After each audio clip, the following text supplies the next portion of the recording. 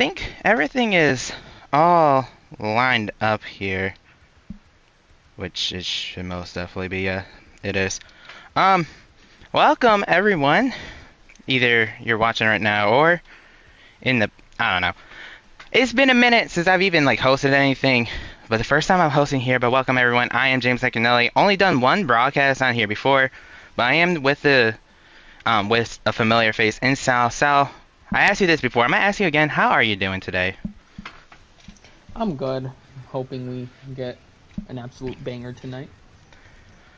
Yeah, I hope so too. Usually these types of tracks put on a lot of bangers. The one race I casted with, I want to say S'mores, it was an absolute banger, and it was at Michigan, similar to track 2, Auto Club, and so hopefully it'll go well. And I mean, we were both in the open. I know for the last stint, it was only a 3-way battle between you and the two others that ended up making it, and I'm not trying to rub it in your face or anything, because obviously I didn't make it either, but obviously that battle was definitely intense, and even before, I'm sure the casters of that race would agree that it was very intense, but right now, we are pretty much waiting for them to start and at least let us know that everything is started as I try to pull up other stuff. But either way though, if I'm being real, I have no idea how long this is going to be, but I'm assuming the format was already posted. If not, if it was, then it's just more so on me. I don't know. Do you know by chance how long it's going to be? Yes, hold on. Yeah, there's at least some type of safe face over here, because I'm apparently already a bad host.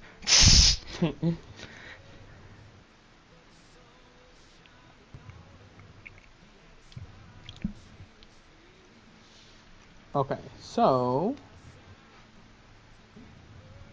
we have. Oh, not muted.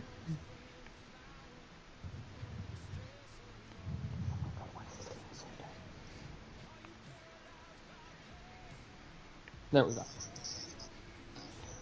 It's All-Star Race at Auto Club, obviously, as mentioned before. Times for wear, high draft. The lineup will be determined by the final standings. There will be 4 25-lap segments. Each segment winner will start the last segment in the top 4. Each 25-lap segment will also have a random invert. The last segment will be 10 laps. Only green flags will count in that last segment. Winner of the All-Star Race will have the option of a $10 PlayStation card or 3 playoff points headed into the 2024 season.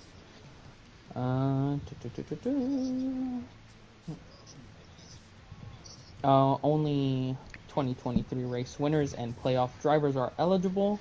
Everyone else the other two, which is the 2 and the 37, were the winners, 2 transfers of the All-Star Open.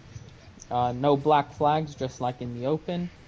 And there will also be a random invert of 6, 8, or 10 for the first 4 segments. That should be fun. Yeah, it should be fun. Obviously a little different from usual racing as it's the All-Star race, but I'm excited. I am truly excited to see how this goes. Again, the Open was definitely exciting to at least be a part of, and there's going to be a lot more drivers in this than there was. We can join, by the way. Yeah, it's good to know, actually.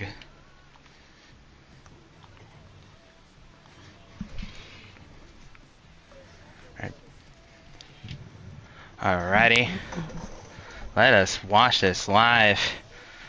Everything, I mean, well, this is obviously off-season stuff, but at the same time, though, you definitely want to win this All-Star race. 3 playoff points for next season, or, in my opinion, at least a more valuable $10 gift card.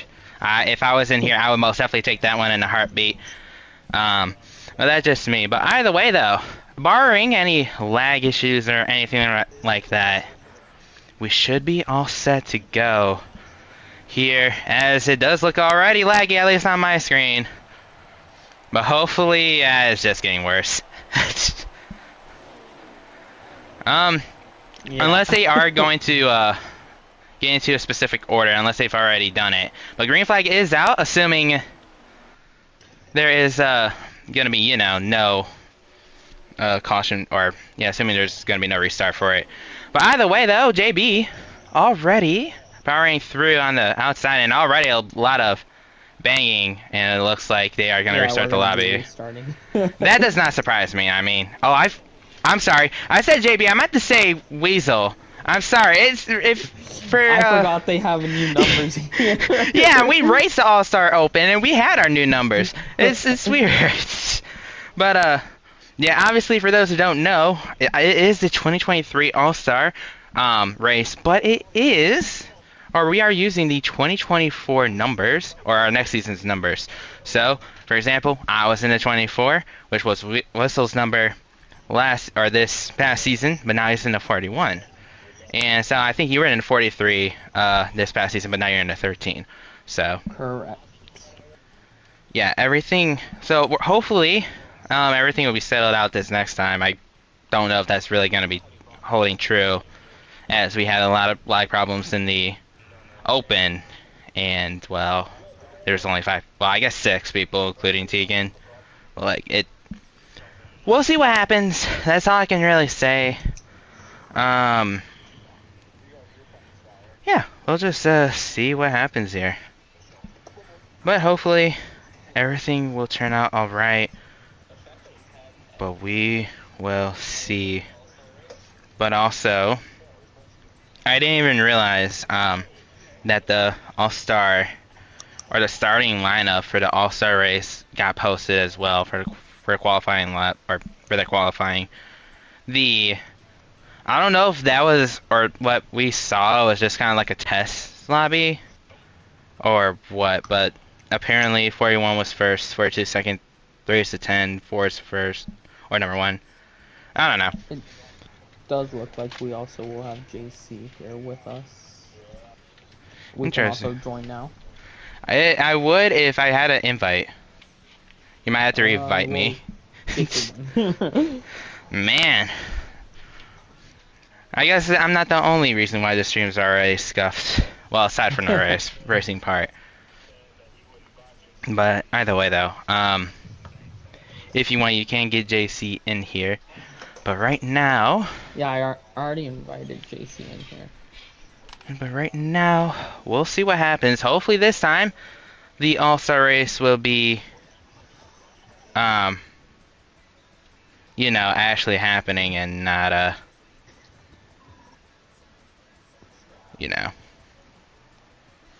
or yeah, like lag issues. But either way, though, let's try this once again as the green flag. Well, I don't know if it's really green flag is out, because this is definitely not qualifying order. I almost wonder if they are still testing to see what's happening. It doesn't seem like it's lagging much. Now, be one person did go into the wall already, and that looks to be the 10.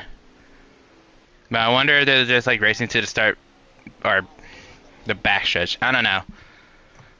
Oh, there goes everyone, at least down to the bottom. I do think they are gonna. I should say, I do think they were making sure. Oh wow. Yeah, I don't. It's difficult to tell if they're lagging. I'm gonna be real, but it looks like they are gonna try to. Slow, yeah. Yeah, it's very weird, but it does seem like they're trying to get everything settled out. I don't know if they're gonna have to take another lap though.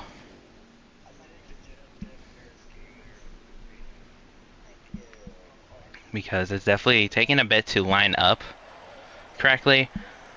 But either way, I think everyone might be. Yeah, No, never mind. I'm just tripping. Oh, there goes Tegan. Yep. I think it may have been a little too laggy again. As we see a whole crash onto the top left of the screen, but that's that's whatever, I guess. But man, I'm just ready to see some racing. I don't know why the lag is just trying to invade on our little all-star event here, but man, it's annoying, let me tell you. How many times did it take us? Like 3 as well? I think this will be the one. Yeah, it should be. 3 times the charm, as they always say. But we'll see. But I was saying this before, but just to clarify, because it does seem like they're going to take a 1 lap, at least 2, get everything all settled out.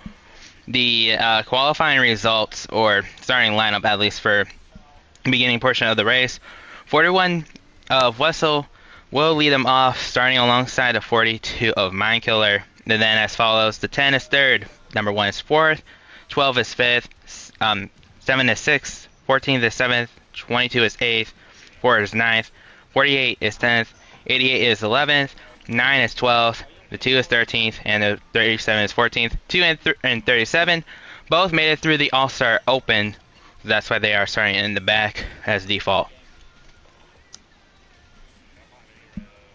But hopefully this time we can get this race going, and hopefully this time I'll actually get invited and not have to be invited by my co-host here. Need to get into my, as some people will say, Rick Allen bag without the whole 30,000 people from some city in Texas when Chris Buescher wins. What a moment, honestly. But we'll see what happens, I guess. Finally! Oh my goodness, I got an invite. It's 2 out of 3. But, I'm sorry, what am I hearing? I heard something straight up out of context, and it sounded like, I'm not even gonna say it because I know they're gonna take the clip out of context, but it's actually kind of funny. But either way, hopefully this time, 3rd time's the charm, like I said, and hopefully we'll get to this race. After this race, we will be interviewing people as per usual here. Even though I'm not the greatest person to be interviewing people, I'll at least try my best. Well, we'll see what happens though.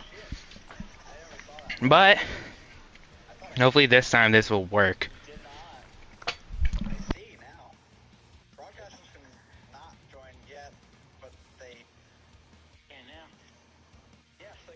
Okay, we can now.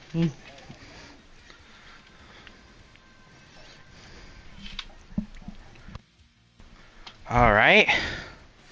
Let's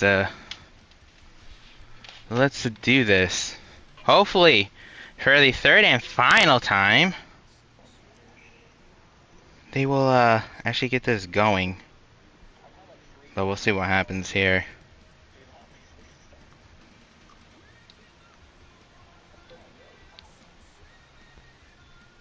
Well, we will certainly see what happens here. Okay, now JC should be invited. I don't know why it was being so dumb. Yeah, well, I don't know what was with that either. But again, I'm assuming they're going to take a little bit of like a practice lap more so than anything, as JC is here with us. But I'm assuming they're going to take at least half a lap to see what's happening. Everything does seem to be fine, at least on my end. Once again, the 41 of Wessel, as it does starting to look a little laggy. That's a rip. Yeah, it's still looking a little laggy. I think they should try it the way we did with the Open, which it looks like that's what they're doing. Gonna run a couple laps and. Yeah, hopefully. What is Michael doing? Oh, he just took out the 42. I'm assuming they are gonna restart if he's doing that, because there's no way that they're gonna just continue racing. Not well. Yeah, I guess they could be like doing a few laps now that I think about it. And then they'll just all go down pit road. Oh, that was a big one. Oh yeah, no, you're seeing multiple cars going through Tegan. That's I'm sure he wouldn't mind, I guess, but at the same time it's not what you really want to see when it comes to racing product. Well, I mean, heat servers are gonna be heat servers, I guess, and 3 times was not the charm. But JC, how are you doing? Since I have not really talked to you yet. Doing pretty good. How about yourself? I'm doing swell. Just trying to get this race going, which Now I'm gonna try to see if attempt number 4 does. But I'm interested to see what the admins will do if they're gonna try to keep on getting this race in either tonight, which I would assume it wouldn't be delayed back another day, obviously, but I'm Yeah, I just think it took us like 3 races to get the open going. yeah, and they're about Makes to Yeah. be on sense. number 4. So, but I'm interested to see how this will at least go because of the fact that are they gonna try something a little different? I don't know what different they can try, but yeah, I don't know. We'll see what happens though.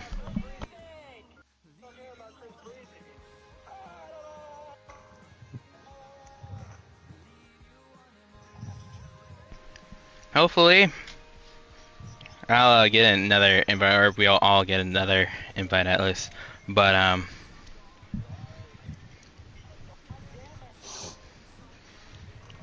and we'll see what happens. Looks like I got another invite. I'll be from a different person this time. Who sent it that time? Mike Man.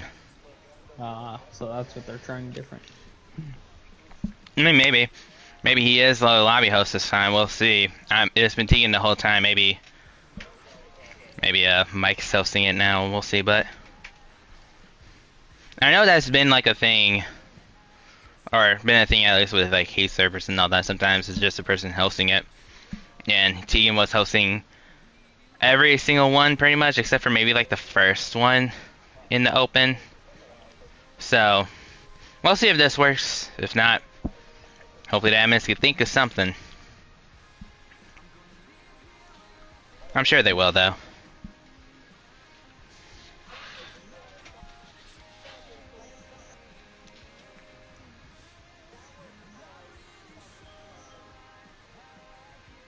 But we are just waiting for the 4th time to get the okay to join.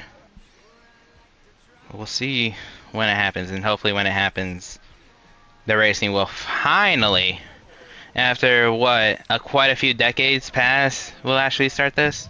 We can join.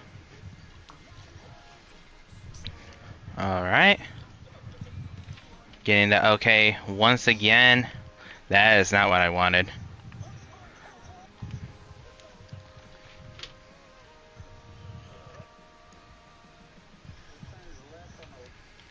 But yeah, no, it does seem like Mike Man is the host, so hopefully that does fix it.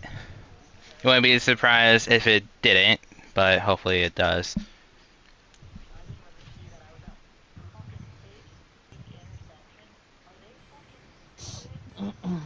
Oh, someone's calling someone stupid over there. That's... I don't know what you're listening to. I think you're like listening That's the in on party. the... Yeah, I was gonna say, that sounded like Parsons over there. But either way, hopefully this time it'll work. As I think the 10 just did not go at all. Yeah, someone didn't go. Rip that. I won't lie, with the quality of the game, it really does just make it look like they're lagging more than they usually do. At least for me. It's probably just my monitor, but... wait. I don't know if everyone just lagged or... Well, I was not paying attention, but... It does like there's still lag issues. As... Excuse me, as Mike is going to try to kill people again. People are already killing themselves in their cars. Obviously not real life. Yeah, no, this has been something. This has been one of those experiences of all time, if I'm being real. I mean, nothing that we really could do. Obviously, we could try to do a few things, but... I mean, lag is just... well, it's not even just lag, but also... This game has always had a history of server problems, so it's not like... It's like super new. Regardless. But try number 5 is gonna be a go. We'll see if this time it'll work. The drive for 5 will be alive. This one has to work, right?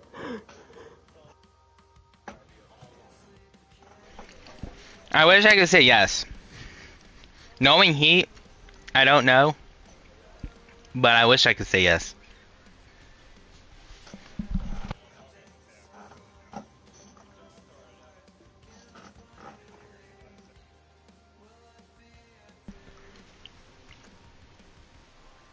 Well, I don't. I really don't know what to say. I guess there's not much to do, except I guess, because I don't even know if talking about the track is really going to do anything. I just wish our lobby would not lag, but obviously for those who did watch the Open, you already know how this racetrack works, and he's been out for like what, 3 years? Yeah, we were gonna. The realization just set in that we're gonna have this game for pretty much 5 years, and then it's like, Until we finally get something new. yeah, I'm pretty sure like 2025 is when iRacing plans on pretty much releasing the new NASCAR game. At least that's from what I've heard. I don't know how true it is, but I am still hoping when it does come out that we'll at least have the top 3 series, since it is iRacing making it. But we'll see what happens, I guess.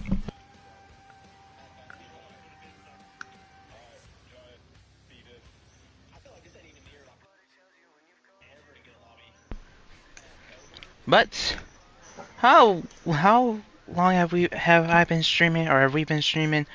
21 minutes since the stream has been live, and we were actually supposed to go live a little earlier, but but yeah, the race is still not started. That's unfortunate, really, to say the least.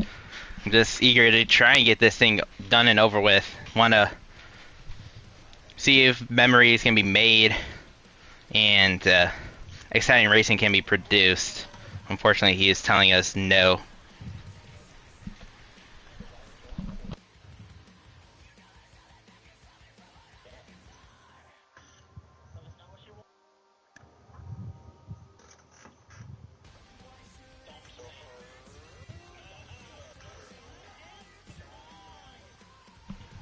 Okay, we can join. Alright, attempt number 5. We'll see if this works. I am so hoping it works, because it's getting a little frustrating. Obviously not because of the fact that, like, they're doing the best they can, but I'm getting a little frustrated, at least at the game itself. Just figured I'd pretty much clarify that. But And either they're way. trying it again. Oh, they're already retrying it. Yeah. Oh wow, I didn't even get into it that time before they even disconnected. Oh man, that's actually unfortunate. Ah. I joined to Tegan leaving. Yeah, I joined the Tegan leaving too. And like no one else except for like Mike on the camera shot. I'm interested to see what they do though. Because obviously people are going to be growing frustrated at some point, and I wonder if they're going to make some type of decision. I don't expect them to, but at the same time though, I guess you never know.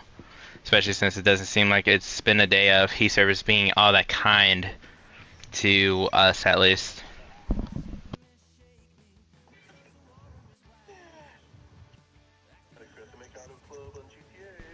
I did get a 6th invite though, so I guess a 5th. We should say 5th. But they're obviously still gonna try. We'll just see what happens, I guess.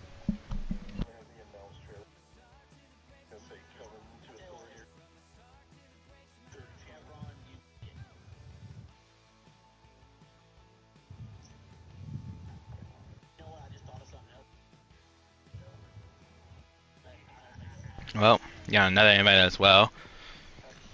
Second time in a row that 2 people have invited me. Maybe they felt bad because I didn't get an invite that one time. If you can't tell, I've been trying to pull stuff out of my butt for some of this commentary, but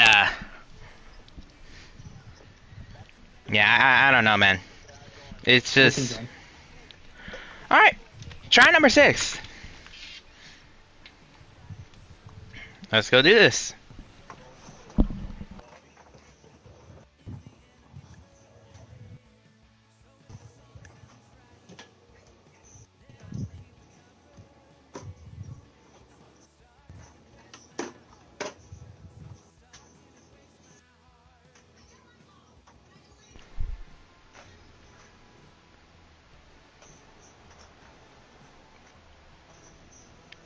Alright. Hopefully this time, it'll work. Try number 6 for Brad Keselowski. We'll see what happens, I guess, but, yeah, again, hopefully it'll work. We actually aren't late to it this time. As we see them, doing some, at least like a practice lap or two to see, or to check out the lag.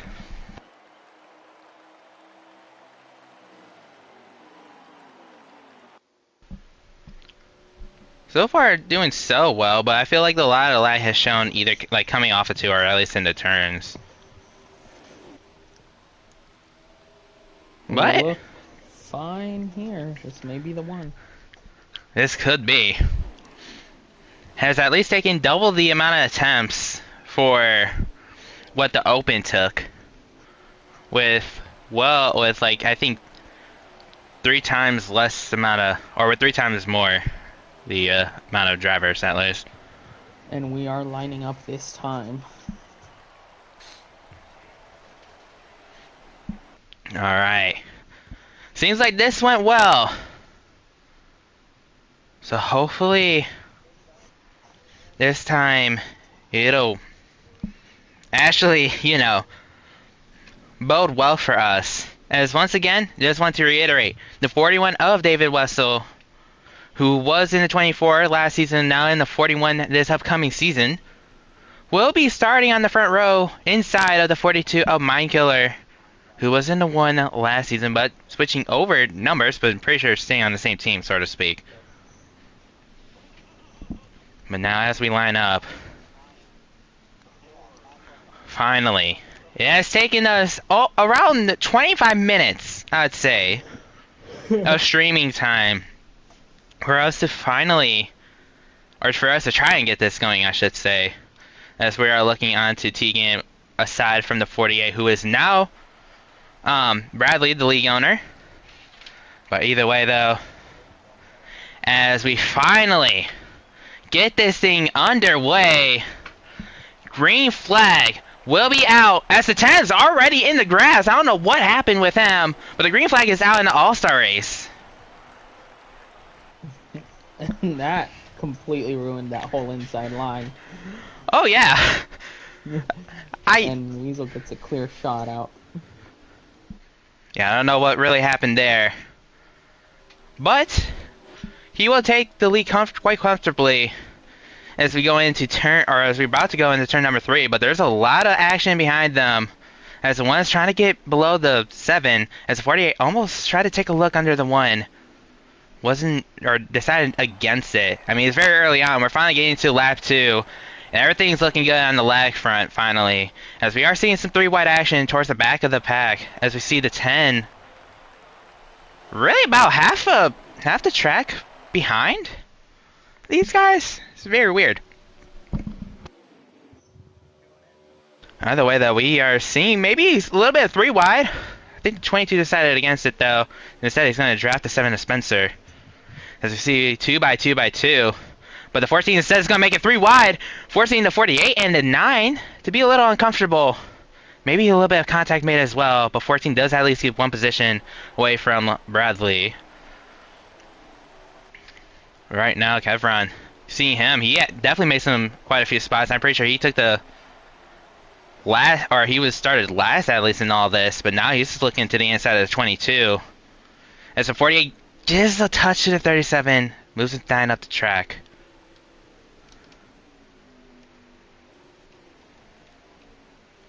Right now, we do have a battle for the lead.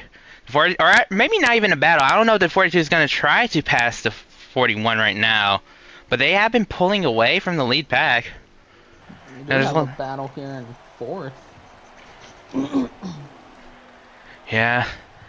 Decent battle, actually, even for third. Albeit the 1 and 9 are battling for fourth side by side. But looks like the Dynamite, our previous champion, is going to take that spot. But he's also going to go for third of 1. Gives him a little bit of a shot. But he does get to keep the position. 22 is trying the high line. Don't know if the Larson line really works here. But we keep green anyways. Nothing really happening. I'll be the 12. Maybe a team of a tap to the 14. Obviously not intentional. But we will see the 9 try to go underneath the 7 car for third. You might try to slide up. Maybe make a little bit of contact. But they're going to stay side by side. Speaking of side by side though, I think have a battle for the lead as I try to get there. The 42 making a look onto the outside, but instead leaves the 41 to keep the lead. It is a hornet's nest behind the 2 leader. Oh yeah, no, it is pretty messy. The 37 is looking underneath the 9 right now, and they are 3 On wide. the apron, oh my god. Oh yeah, no, I mean, is this really gonna work out well? I mean, it does. It does. The 42 is also on the inside of the 41 for the lead. And the 42, I mean, he's still there. It doesn't seem like he's going to be drafting anymore. But the 41 still stays ahead of him. By the way, it does seem like Spencer's trying to at least pull his way out of the little hornet's nest, and looks like it's starting to thin out back here. Albeit, I think there is another 3 wide situation. Or at least 12 thought about it. Someone's in the wall. I want to say that was the 88 JB. Obviously, one of the bigger transfers or accusations of this past season. Doing really well in the Stuart Haas 41, but now makes his way over to Team Hendrick. But he's not doing well in this All-Star race. Losing a decent amount of positions. And pretty much being last in this pack. Meanwhile, it does seem like you still have another battle. For whatever reason, the 42 just likes to get side by side with the 41 in the front stretch. I mean, he's going to try on the outside of the 41. Isn't able to really do anything with him. Meanwhile, the 48 is going to try to look under the 7 for third. It's at least side by side going into 3. But his teammate right behind him. Also, did not mind the Valvoline scheme that Bradley made with this. As the 9 makes some contact with the 7. Maybe not happy much. I don't know. Someone hit it back there. It looked like it was Tegan. Yeah, he's at least... JB's into the wall again as he drops 2 last in that pack. Yep, the 10. Sorry, made his way down pit road. Don't think pit stops are really happening here. Definitely seems like an unscheduled pit stop, or if he had like damage, but I don't know. But it does seem like there are forming, or 2 packs are beginning to form. Albeit the first one. You got the 4 on pit road too. Oh really? Yeah, he is on pit road too. I don't know exactly what's happening. Yeah, pit stops are happening. The 12 just pitted along with the 22 teammates. Maybe a little bit of strategy here. I'm assuming the 42 and 41 are probably going to run it as long as possible, maybe. See what happens there, but I guess we'll see what happens, as it does seem like pit stops are underway.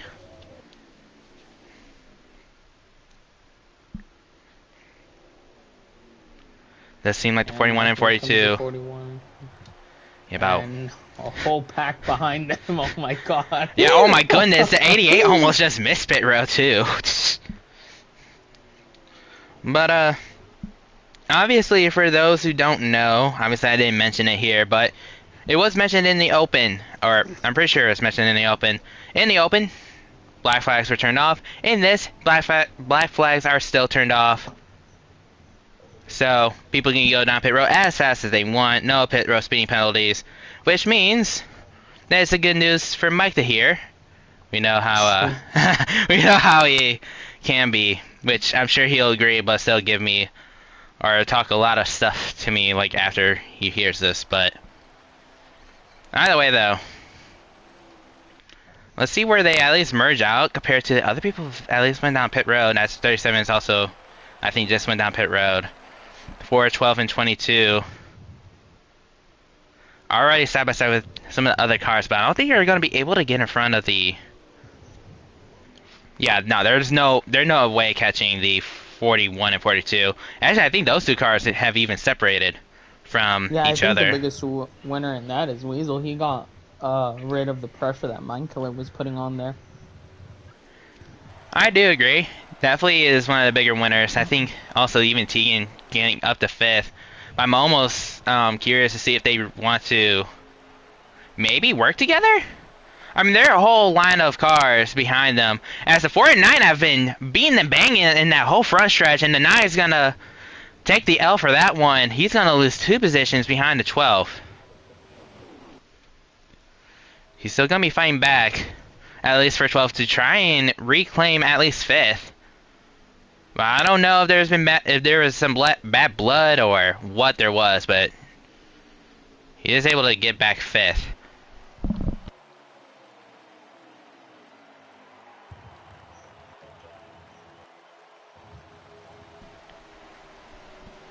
Now I am curious, as I was trying to mention before, if they were going to be all, try to maybe work together. I don't know how much it really would matter. At this point, it's only like the first stage, and I don't think it matters all that much. But still, maybe even just have a chance to see what, Well, I mean, to see what happens. it matters quite a bit Yeah. for the long run, because I mean, winner of this stage is gonna get the pole for that 10-lap shootout there at the end. Right. It just kind of shows how much I was actually listening when you talked about the format. I was, in all fairness, I was trying to multitask. But yeah, no. You're definitely right. You will get pole. Whoever wins this one will get pole, which is starting to seem like it'll be Wessel. And then whoever wins the second stage will get second. Third stage will get third, and fourth stage will be fourth. And then, we'll go into the 10 laps shootout and whatnot, but we'll get there when we get there. Right now, you would think these guys will try to stick with each other. They do seem very spread out, so the drafting part is not really gonna matter all that much, I guess. But we'll see what happens. Unfortunately, I feel like I would try to watch Mike's stream as one does seem to hit the wall a little bit, maybe a teeny bit of lag. I couldn't tell, but as much as I would like to watch Mike's stream just to kind of get a good view, or at least good decent bit of knowledge as to what lap they're on, I can't really find his stream because it's not on his YouTube channel. So I don't know what's going on with that. I think that's just an L on his part and an L on my part, unfortunately. But either way, with however many laps to go we have here, we'll see if they can really catch up, but it doesn't even seem like they gained any ground since pit stops ended.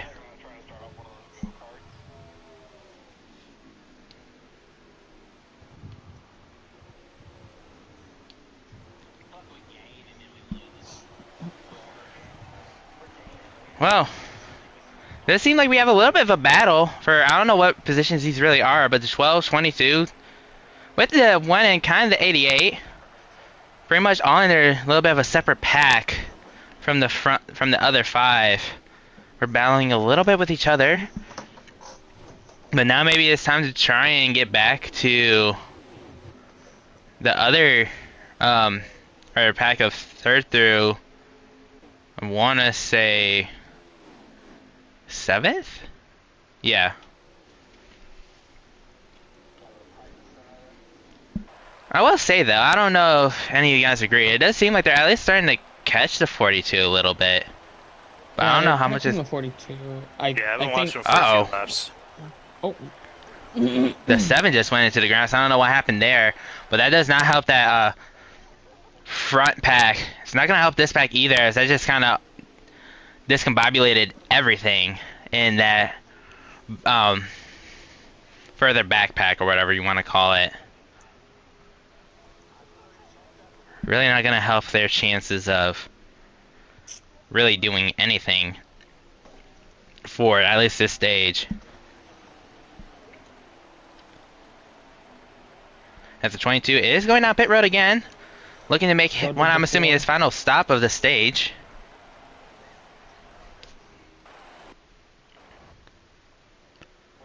Meanwhile, does seem to be, well, at least a 3-car breakaway now. I'm assuming the 4 has pitted along with the 10 and 22, which, or, well, I think the 4 is leaving, but the 4 and 22 have both pitted. Again, think is supposed to be their last stop, as I'm pretty sure there's 10 laps per run, roughly, depending on when you pit. As we see the 2 and 12 teammates going down pit road, at least this time by, as well as seem to be the 14 a 4 teammate at least.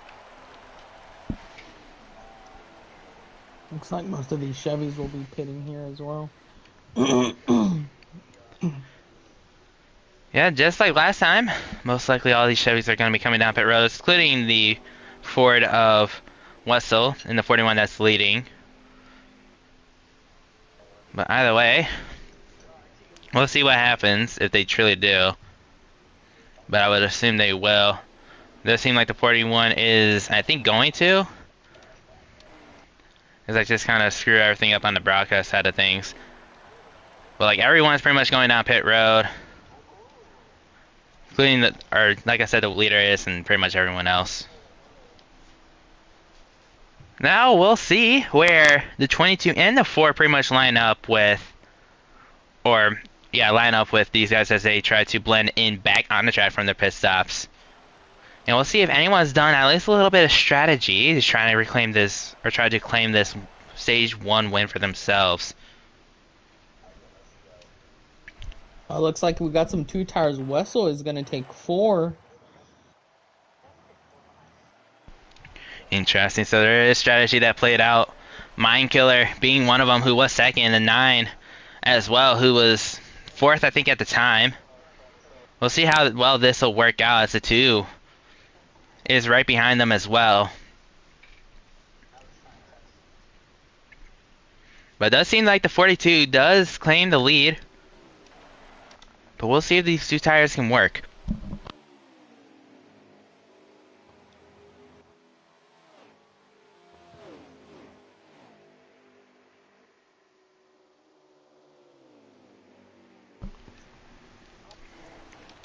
Well, with what I'm assuming is a few laps ago, as you see the 37 of Kevron coming back out, or coming out of pit road.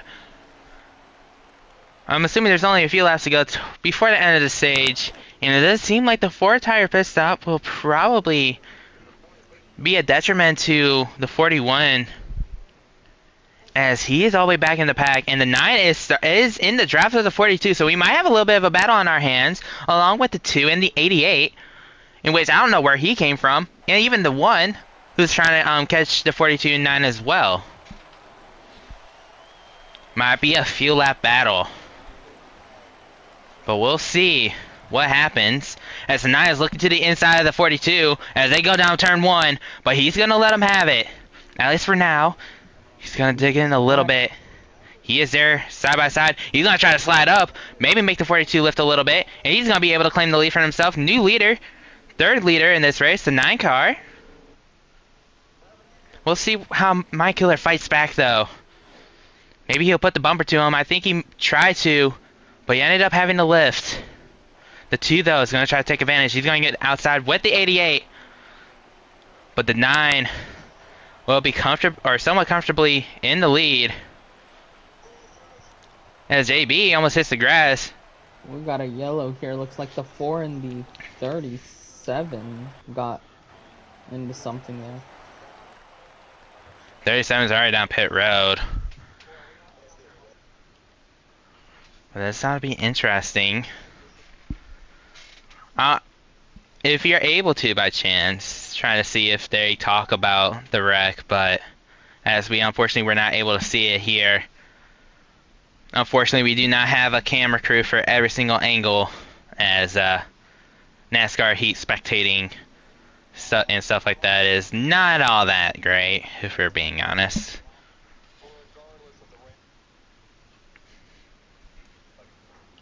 Looks like that'll actually be the caution for the stage as well, with Mike Man securing the pole for the last 10 lap shootout. Well, it was a, I mean, it was a definitely a great pass and great drive by Mike, in which I think we all thought the 41 probably had this in the bag, but did not do or did not play strategy well. But he will get the pole, so right now he doesn't even have to try. He can just straight up do whatever he needs to, whether it's helping teammates out or, in all reality, whatever he needs to do. And the So, invert has been done. The top 6 will be inverted to start out this second 25 lap stint. So I believe that puts Wessel on pole for her second stage. well, I guess the 41 had to be leading at some point again. Fate just decided that he wasn't going to lead at the end, but he'll lead again. Funny how things work, but we'll see what happens though. We'll see if he'll be able to adjust his strategy, as again, it's another 25 lap shootout. So it's not like, you know, it's going to be really any different. Just hope they are able to fine tune their setups and make sure they do what they need to do to go and try to win stage number 2.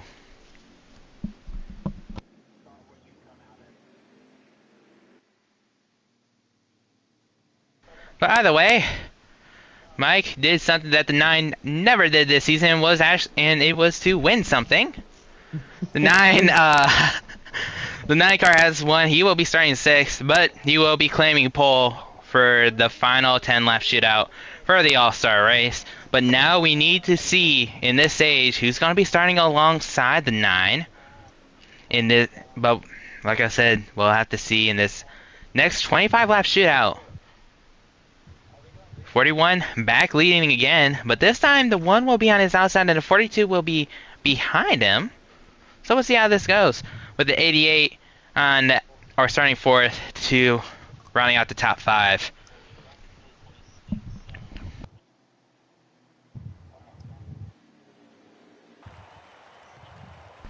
By the way, though, the imaginary pace car will be going down pit road, and once again we'll be coming back to the green flag, and it is out. We are back racing for stage number 2 of this 4 to 5 stage shootout for the All-Star race.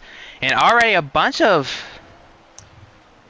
cars kind of moving around, and the 9 is already up top. He's probably just going to reserve his equipment, per se.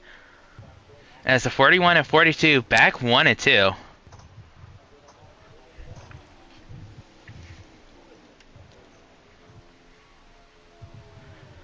Going down to turn 3, the 1 maybe giving the 2 a little bit of too much of a push. But he is going to go for 3rd onto the inside and is able to claim it. The 1 being Incog, who I think was the 18 last season, if I'm not mistaken. Yes. Obviously moving manufacturers. Going from Toyota, who I don't even know if Toyota really even has a car in the field, or in this field at least. Let alone... You know what? I think you're right. I don't think they do. Yeah, I don't think there is a Toyota. I guess there's going to be no cheating Yodas in this league. That's unfortunate, really. But what we do have is a 48 looking to the inside. And he's going to look at the inside of the 42 as well. What a move by Bradley. Can he make it work, though? He, I think, moves the... I want to say the 42 up the track a little bit. And he'll be able to claim 2nd. The 88 is going to try to follow suit. I don't know if he's clear yet. Looks like he might be, though. Not really. And now the 1 might be trying to make it 3 wide. Never mind.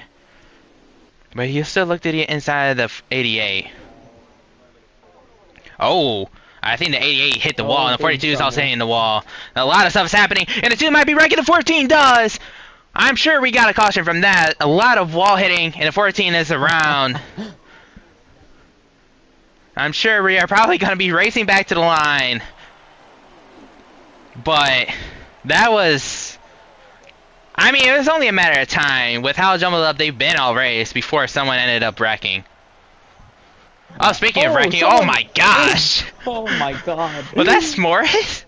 That was Yeah. s'mores, right? Yeah, that's a rip. Also, unless that was the 37, I'm pretty sure. Yeah, no, that was s'mores. No, that was more.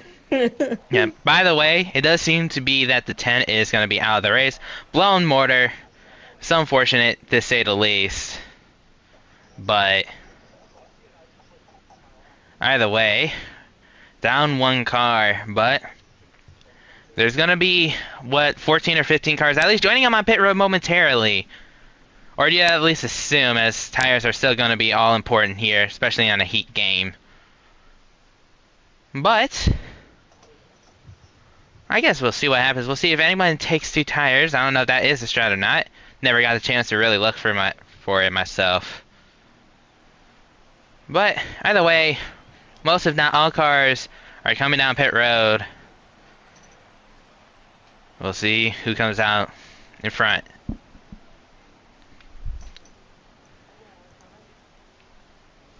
I guess I'm interested to see if anyone does think it's a great idea to maybe take 2 tires. As was that the 42 that just lagged out? Or at least quit? Something like that? Oh no, that was the 7. I think the 7. The 7 of Spencer. It didn't look like he was really even lagging at all, so I almost wonder if it was actually lagging out or if he quit. I mean, it's Spencer, so I don't know. We don't really know, but yeah, I guess you really never know. But you wouldn't think they'd restart this anyways. Or maybe they do, but I'm assuming no. As it does look like the 48 is going to get the lead. It's going to take it away from the 41 of Wessel. And it didn't even seem like it was really pit strategy. It looked like the 48 just had the better pit stop. And it's going to be choosing the inside lane. For what I'm assuming will be around 20 to go, at least in this stage. I don't think we really ran all that long. Also, caution laps do not count for regular laps that they complete. Caution laps are separate. So, we'll see what happens. Oh, they're all stopped. I think they are gonna maybe... I don't exactly know. Maybe you'd be able to tell I us think now? someone was probably ghosted. Ah. I didn't think they were still going to do that because I think the one that was ghosted for someone was Spencer. But I think they did it just as a precaution. That's in case fair. someone else was ghosted there. That's fair.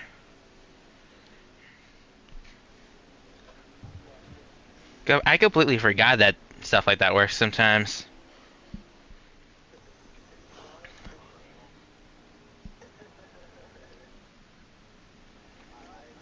Either way, though, like I mentioned before, the 48 is now out in front with the 41 being second place. 48 just having the better pit stop in the pit crew, doing him well. But right now, it's time to put Bradley to the test. His first time in the lead. And maybe he'll be able to join his teammate in second place. As the green flag is back underway, we'll see if the 48 can win this stage. Or if the 41 has something to say about that.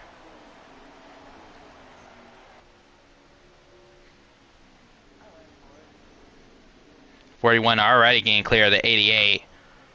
So now it's just him and Bradley. I believe that was S'mores in the wall there in the very back. Oh, the 14 is also in the wall. That's going to jumble a lot of things up to 42. Having to save it a little bit. Was able to keep it straight. But already a lot of wall hitting. The 42 got into the 14. The 22 got into the 4. The 4 may have just hit the wall. Maybe at least just avoided it. But there's still more contact coming from the 22 and the 4. The 4 hit the wall that time at least. But now the 41 is going to try to take the lead from the 48 and the 88. So now electing to go with his teammate. But I don't think he really went to go help the 41 anyways. But the 41 just edging out in front. But here comes the 48 trying to fight back. But the 41 is clear.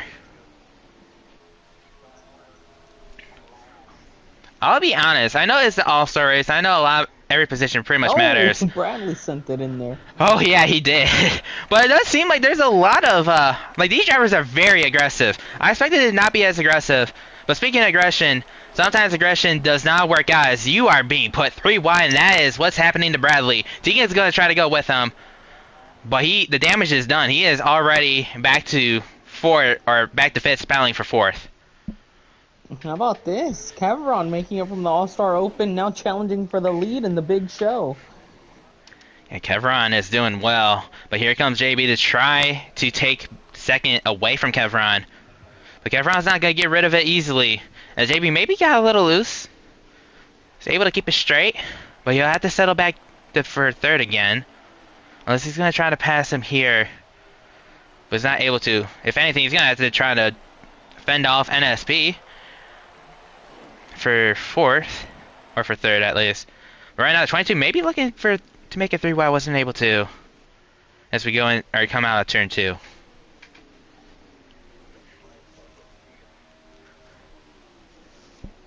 $37. Maybe not looking to make a move, at least as of yet. Just trying to drive the 41, playing a little bit of a different strategy than what seems to be a lot of these racers here. I really don't mind the strategy at all. I probably would prefer to be less aggressive. At least that's for me. But obviously I'm not in the race car right now, as the 22 does look to on the inside of Kevron to go for second. Trying to get a taste of clean air maybe. But doesn't look like he'll be able to get to. Impressively running that Highland. Oh yeah, he was able to. I mean, he is still to the back bumper of the 41. Like, he ran that Highline really well. But he has not been able to really get past the 41. But now the 4 of Tegan, multi-time champ in this series. He has made his way to third place. We'll see how he'll try to get around these two, as the 37 was looking to the outside of the 41 for the lead, and is still doing so. He is hanging on really well, but this does open the door for Tegan. Will he try to take it, or will he stay with his teammate? Does seem like he's going to stay with his teammate. He's going to push him, but right now Kevron does have the edge out in front. But we're going to turn 3, still side by side for the lead. 37. Still running that outside line really well. The 41 is sticking with him, but the 41 maybe gets a little bit loose. Maybe taps the 37 a little bit. But they're still side by side. And they make a little bit of a contact. But the 4 is still going to stay with his teammate as they head into turn 1. Give him a decent push. And the 41 is right now, for the moment, is back in the lead. But here comes the 37 roaring back on the outside. This time around, it does seem like the 40 or the 37 didn't have all that great of a high line, but the 48 is going to try to push him, try to get back out in front. But right now, 41 still has the edge in first place. But here comes the 37 once again. The 12 making a little bit of contact with the 48. The 37, great turn off, and he clears the 41. Wow. That was impressive. Honestly, that was. I mean, he was patient and he was able to make it work basically. Yeah, last season's midweek champ, and I'm pretty sure a rookie for this season is already making his name known, as he's just pretty much outraced the 41. The 41 did all he could, and he did well, but the 37 just really powered by him. It was actually very impressive. I'm sure JC is cheering him on, as they are teammates, and I'm sure he was very impressed with that. By the way, though, I'm sure at some point soon, maybe in the next lap or two, pit stops will probably be opening. Has to be towards the end of the pit cycle, or I would assume at least. By the way, the 41 is going to look to the outside of the 37 once again. Or look to the outside this time, I should say. He's going to try to make this high line work. And if he does, which he wasn't able to, maybe he would have shown something about that high line being the secret weapon. But it does look like the 22 and the 1 are going down pit road. So as I said, the pit cycle is going to be opening. Looks like the 1 and... was it the 22? Or 14? Oh, never mind. It was 42, 2, and 14 all going down pit road. That was all a cluster. Oh, well, along with the 1 and 22. So 5 people went down pit road that time. Expect these guys here to come in. I believe the 37 of Kevron, our race leader, said he will be coming in this lap. Yeah, it does seem like The 88 maybe almost hit the wall going into the corner. But as he said, the 37 is going down pit road. And so does pretty much everyone else. Oh my god. Oh my gosh, the 9 was on his side. Oh, and there goes the 9 just trying to move right through. Sometimes you just gotta love heat for stuff like this. You just do. By the way, though, the first 5 that came out of that went into pit road finally merged out, albeit into 2 different packs.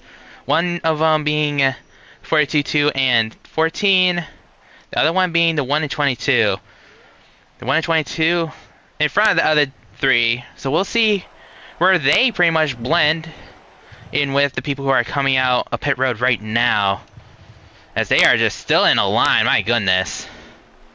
They came out side by side. Oh yeah, they came out side by side, and it looks like Wessel's gonna get the position.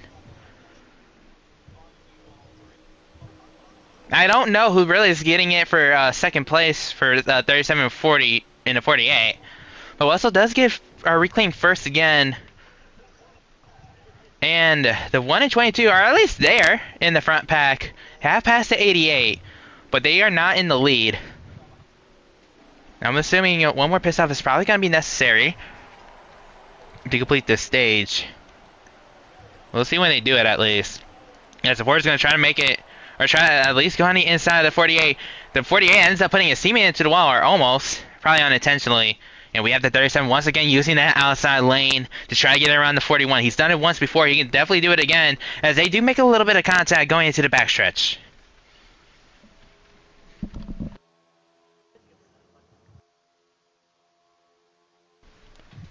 It's very weird, honestly. There's like some camera angles, at least for me, where the noise is like so minimal. I don't know why. Yeah, for some cars, for some reason you hear the noise, and then others you don't. Tegan taking it 3 wide. I like the move, and it almost works out, but there was some contact. The 41 is not going to be on the inside, and the 4 is trying to take the lead.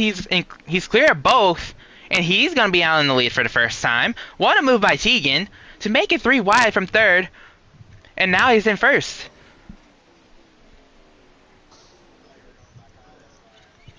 Right now, at least on the inside lane to help out his teammate and Penske affiliate, or I should say Ford teammate, I guess. Right now, the 41 and 37 still kind of battling. I don't know if there was contact made between the two. But right now, the Ford car is back out in front. A familiar sight to see in this league. But there is a whole pack who are all hungry to get into this lead, or back into it at least.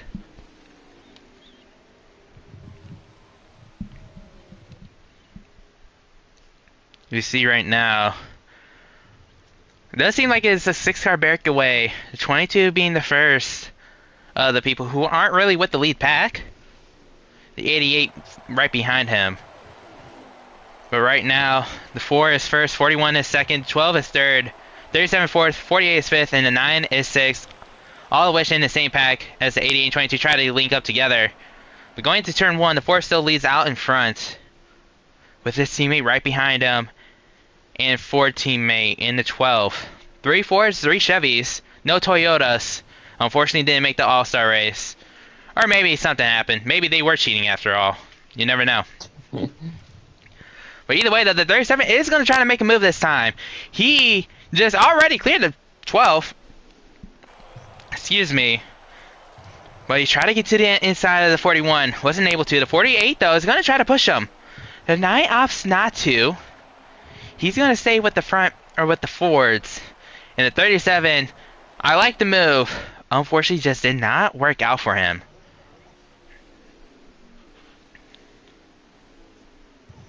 The 9 just hit the wall, and he might be wrecking. He smashes into the wall, and he will fall out the pack. But as far as I know, no caution flag will be thrown out. But he has a lot of damage to that 9 car. It just looked like he got loose, if I'm being honest, coming out of 2. And right now, he is behind the 88 and 22. But that car, I don't know if it's going to be handling all that well. At least at my angle, it was smashed. For the lead. Yeah, the 12 and 41, all Fords, taking it 3 wide. But will the Ford prevail and keep the lead? The 41 is still going to be on the outside. The 12 ends up falling back to 4th. Right now, the lead pack, 2 Chevys and 3 Fords. 2 of the Fords being teammates. And, well, we already know pretty much all the Fords really work together. Same thing with all the Chevys, if we're being real here. As Chevron is looking to take second away from Tegan. As the 41 did go past the 4 for the lead. He's going to try to maybe side draft, but it doesn't work out. He'll just fall back into 3rd.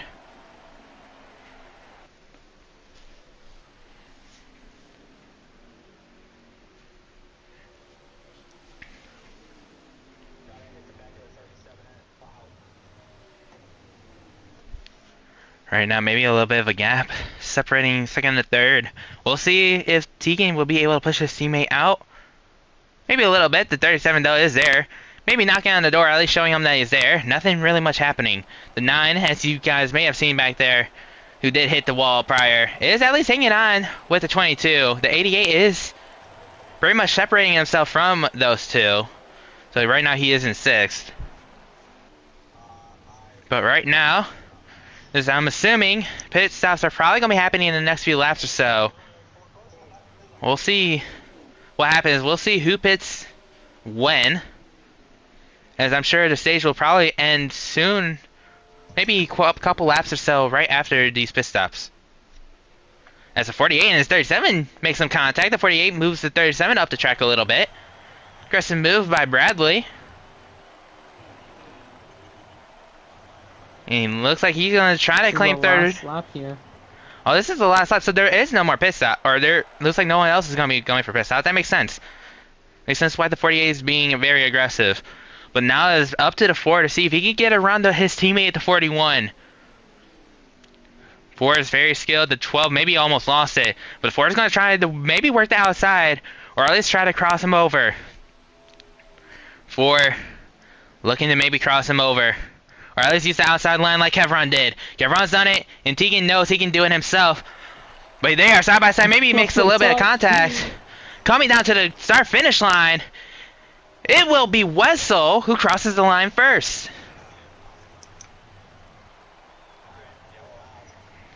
The yellow flag is out, as you guys probably heard. And that was a great finish. Definitely a great finish for that top spot. But Wessel does claim it finally. After maybe losing it due to strategy in the first stage. But he will start alongside the 9 car. Or at least for the 10-lap shootout. And now the invert has been done again, and it will once again be the top 6.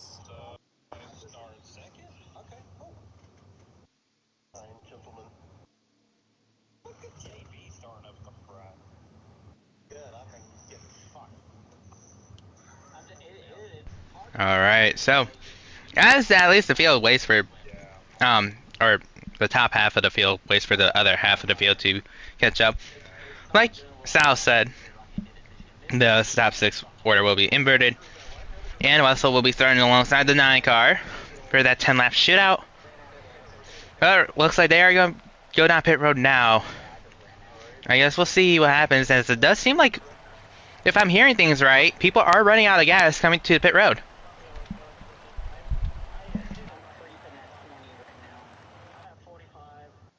I mean, I'm spectating my killer right now. He is super slow going into pit road.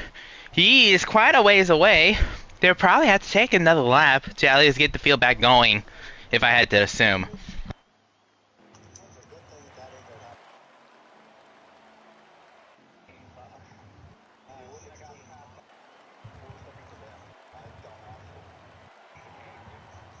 Unless the field does wait, or at least goes to a standstill, they most likely will have to go another lap.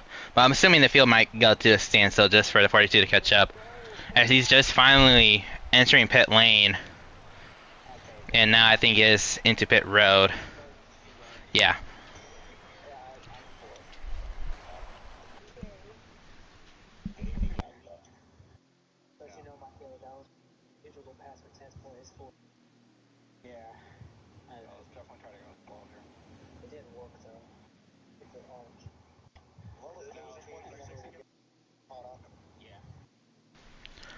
Well, I guess it's time to see who starts where. As I was gonna say, you'd think it would be the 88 who starts first, as he was sixth. Does look to be the case. 12, or the 12 will be starting third. The 37 though will be starting second. What looks to be, I want to say the 48 starting fourth. 4 is starting fifth. 41 is gonna be starting sixth. As they do try to slow down quite a bit for everyone else to catch up. Mainly waiting on the 42 who's into 1 and 2.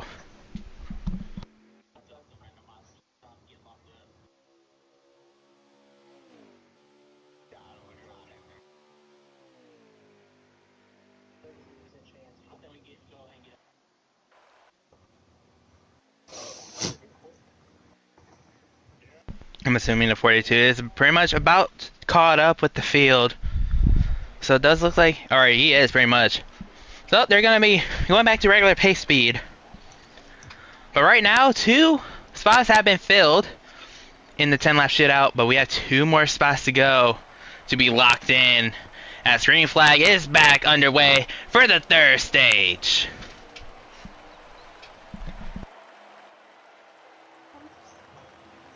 Once again, it is going to be a 25 lap shootout.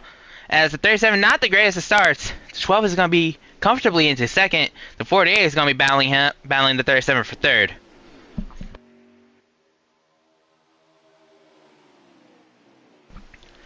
The 88, who looks like the scheme is pretty much throwing it back to a Dale Jarrett scheme, is under fire after being in the lead for half a lap by the 12 car who's trying to get back into the lead.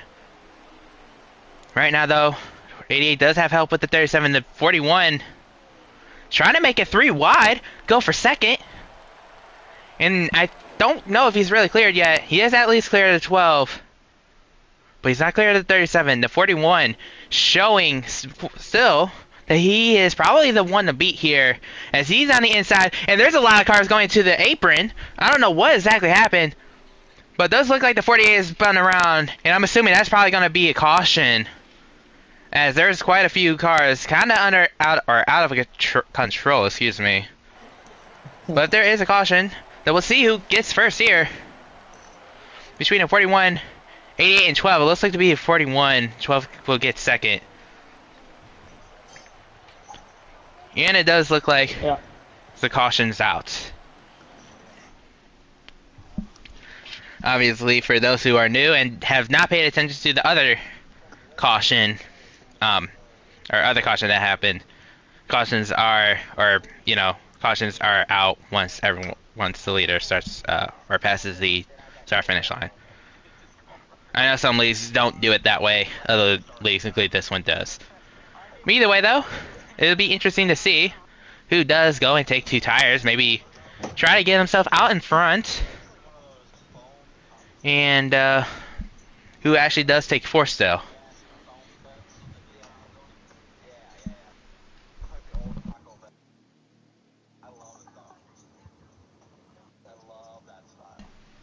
Well, I think we only ran like 1.5 laps or so before a wreck happened. Unfortunate to say the least, but it does seem like everyone's probably going to be entering down pit road. And we'll see where everyone cycles back out.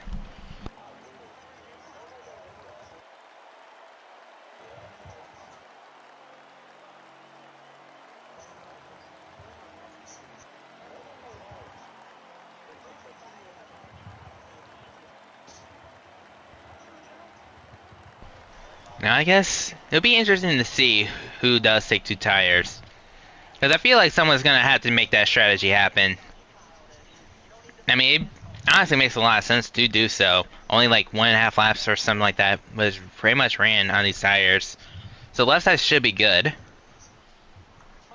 And speaking of which, 41, 14? Nope, no one is really taking 2 tires. Everyone seems to be taking 4. And the 37, I want to say he came out in front, but I can't really tell because heat is going to be heat.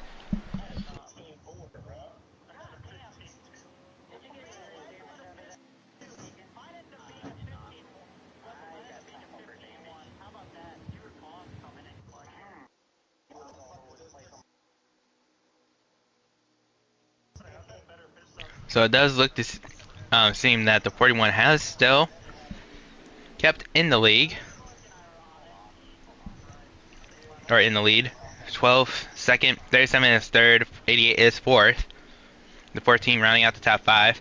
The 9 is up there, and it does seem like he was only doing it for the last of it, as the 4 does make some contact with the 9. Either way, though, we're about to be going back green soon, and we'll see what happens, I guess. We'll see, maybe if the new challenger, Ryan Parsons, who looks to be 5th, will maybe throw a wrench in all of this. We will see what happens. As we go back to the restart zone, 41, the control car, and green flag is back underway with about 20-ish or around 20 laps to go in this stage.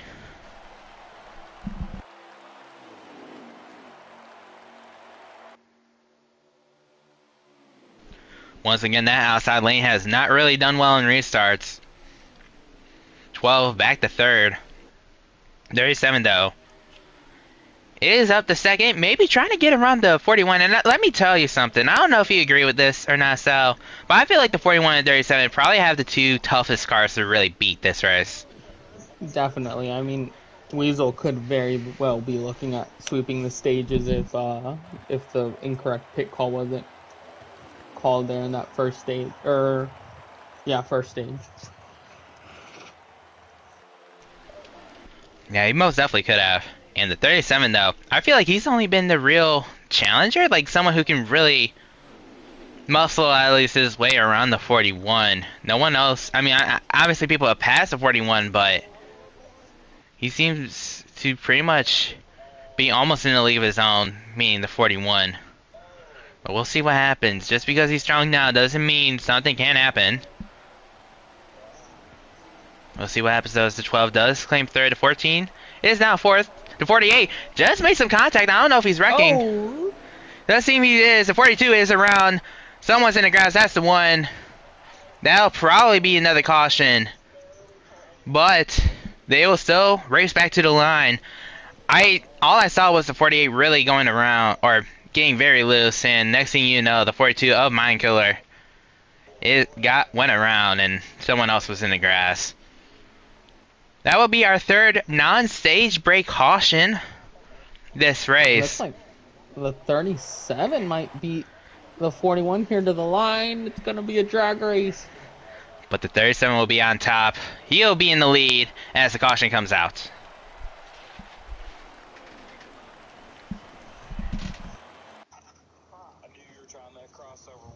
Like I said, I do feel like the 37 is... If there's any challenger to the 41, it'll be the 37. Like, that dude is strong. And he came from the open, too. Like, you rarely see anyone, even in actual NASCAR, come from the open races and then straight up win in the All-Star race. But we could see it here. I don't know how many times this happened in the CFRL. As obviously, I've only been here for like half a season, but it'll be interesting to see how how this will all shape out with the 37 if he can win.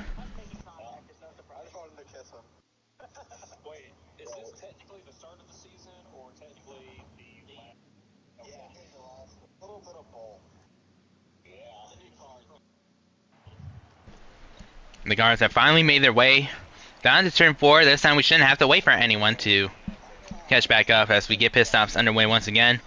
This should mean that they'll have to only make one more stop after this, barring there aren't more cautions. But we'll still see what happens.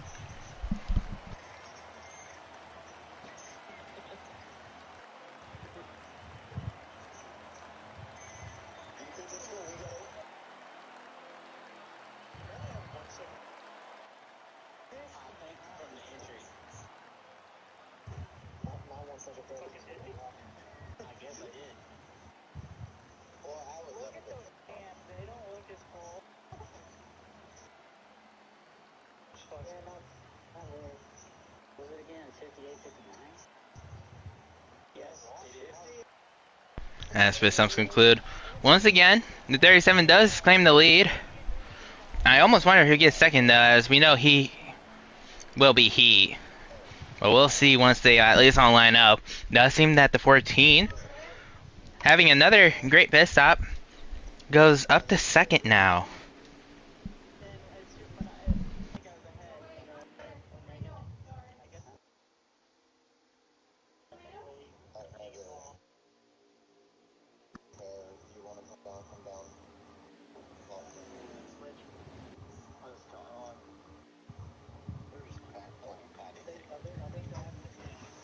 Alright, my mistake. I guess the 4 got second. It's really difficult to tell, if it wasn't already from these other pit stops, that it's definitely difficult to tell to see who actually got which position they got. As I thought the 14. This is gonna be pretty interesting and fun to see Weasel have to come back from 6th there, or 5th. I believe this is the deepest he's been in the field so far today. So well, he started 6th in the coming into the stage 3, since he did win stage number 2, yeah. and he easily came back. So this should not be really much anything for him. The man to beat. Maybe even showing his former team that maybe they shouldn't have released him, or not released him, or choose to resign him. Who knows? But either way, though, we are back under green. With however many laps to go, I'm assuming under 20. New player Ryan's up here now. Let's see if he can keep the track position and maybe make some noise here. We'll definitely see. Obviously one of the playoff contenders here, as there is movement happening in the back. No one really collecting a wreck or whatever. And things stabilized going into turn 3.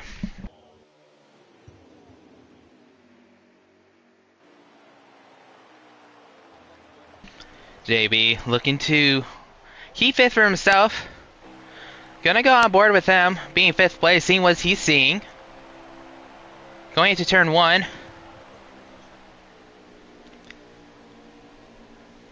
Obviously a battle going on for 2nd place. Tegan does look to get by his teammate. But the 88, battling his former car number, the 41. He's gonna try to get, or he wasn't able to get around him though. But the 4 is gonna try to get around the 37. He has 2 of his teammates behind him, but the 88 is gonna be battling one of them, as he is in the inside of Wessel. And the 37 is gonna try to break draft, but now here comes the 4 on the outside. I think everyone may have gotten into the grass, but the 37 still hangs on to the lead.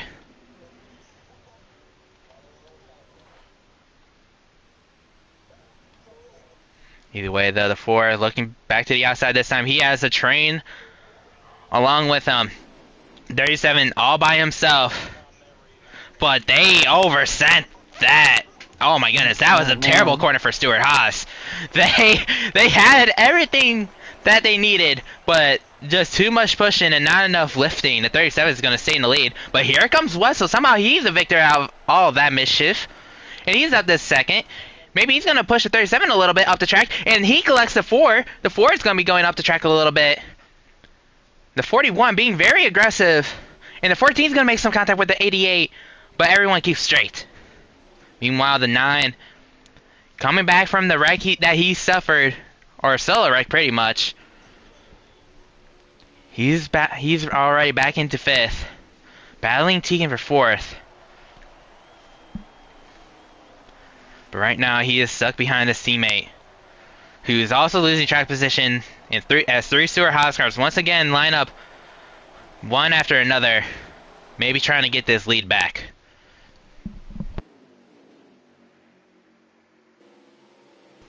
Once again, a little bit of a shuffle as we're 3 wide. A 14 got sent, or not really sent, but pretty much accordion effect between the 88 and the 14, and the 88 is going to hit the 9. He's going to the inside wall. That's going to be a wreck, and that's going to be the caution. The 88's around the 9, probably hit the inside wall. I think he is wrecking. The 12 had to avoid the 9 in the grass. There's no way that's not a caution. The 9, excuse me, again torn up. As caution is out But right now, I am seeing the one of Ankog. He looks to be right now in 4th. Maybe the highest he's ever been. Love to see him out front. He does a great job running the midweek series. Definitely appreciate that about him. And right now, he is running 4th. As caution is out once again for what I want to say, more of an accordion effect. I think that 88 got into the 14, in which got into the 4, and then the 88-14 just could not get off each other, just kept on bouncing, and then 88 spun. So also basically assured we don't get a green flag stop there in this stage. So this looks like it'll be a straight out brawl to in stage 3. Yeah, I'm assuming there's probably going to be like less than 10 laps. Probably just right under 10 laps to go, I guess. And the field window is about 10 laps in all reality, so we'll see what happens. I don't know how many laps there are, mainly because of the fact that I was supposed to open up my stream and I don't think he's streaming. So that was pretty much my one way of knowing, and unfortunately, unless he's streaming on a different channel, unfortunately, I cannot really do anything about it. Either way, though, pit stops once again happening. We'll see where everyone cycles out. And after that, we'll get what probably will be a brawl to end stage 3.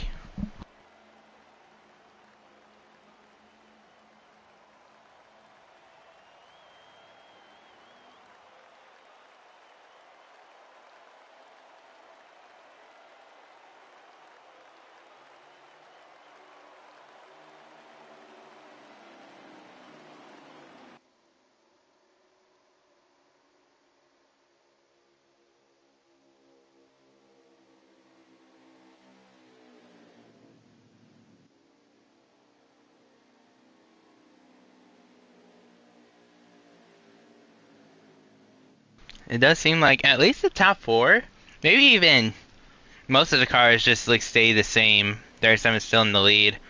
41 second, 4 is third. The 1 is 4th. The 2 is 5th. Obviously, for those who don't know, the 2, as the 9 is looking to clash with the 4, I guess? I don't know what's really happening. Obviously, it's more so like playful banter than anything. Yeah. But now they made me forget what I was going to say. Yeah. But either way, though, back to what I was saying, for those who don't know, the 2 is run by S'mores, who did retire, I think, quite a bit ago, or quite a few years ago in this league. But he has unretired. He is back, driving for Penske in the number 2 car. Great to have him back racing in this league, as we are about to come back to the green flag, and it is back out for what will probably be less than 10 laps to go in stage 3. Once again, that outside lane, I think a lot of people just abandoned the outside lane or something. Either that, the outside lane just got a horrible restart. But the 4 will take second, and that just shuffles really the whole lineup up as 37 tries to pull away from the lead pack.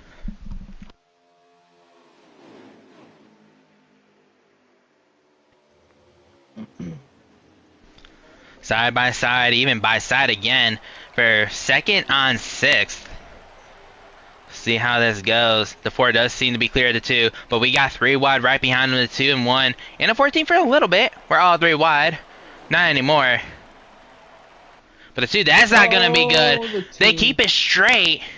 And the 2 maybe just sent it a little too deep. As the 41 is going to the wall, he's going to lose a lot of time, and he's pretty much shuffled all the way to the back. Good thing he won stage 2. Very good thing he won stage 2. But he is still looking slow.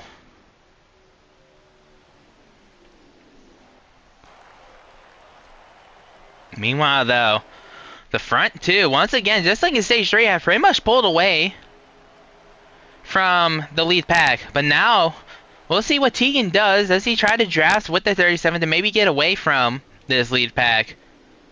The Or does he? one just about ended everyone back there. Oh, that's a rip. As the 4 is all the way out of the apron. I don't know if that's really intentional or if he got loose. But it's not side by side.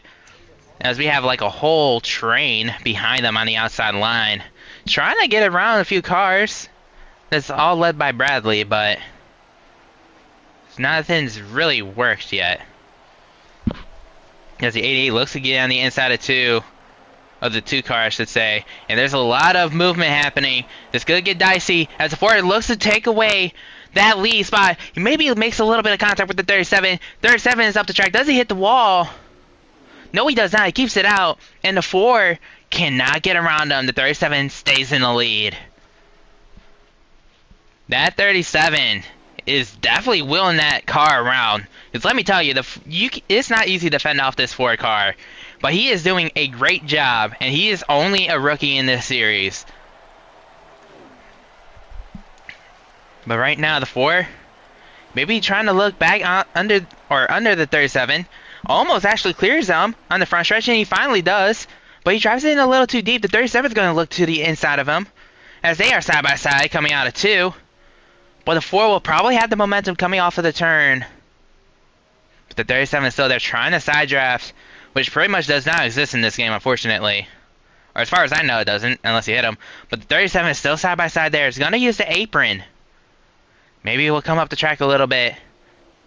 But the 4 was ready, and he claims the lead. You see the 4 just trying to break the draft away from the 37. As he leads, but I think he may have just hit the wall there. But the lead package just pretty much closed the gap between the 2. With the 88 leading.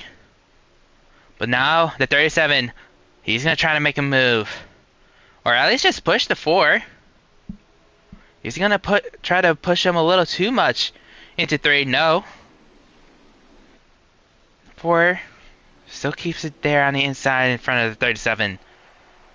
But right now, it does seem like this pack behind the 2 has just pretty much broken apart.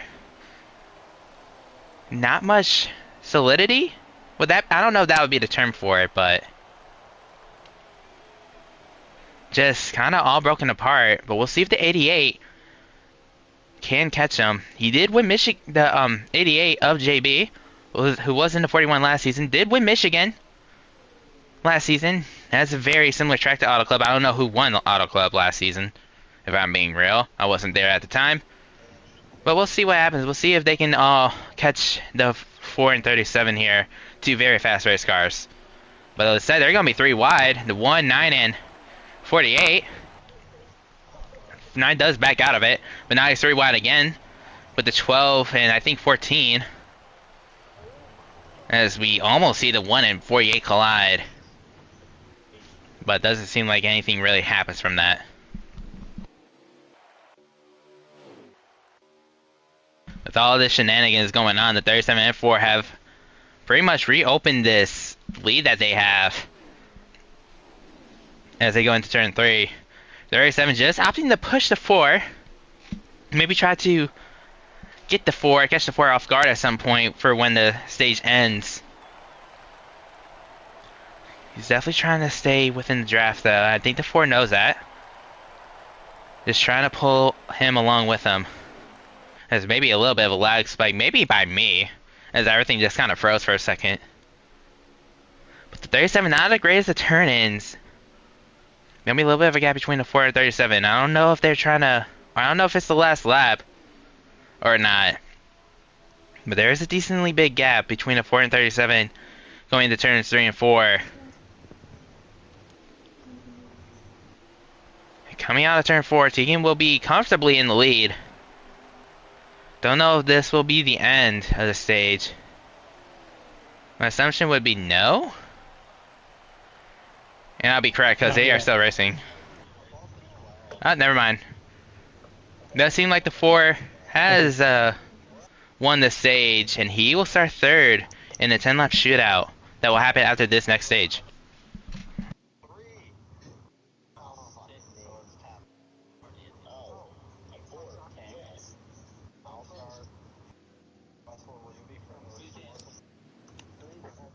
Well, we know our top three so far.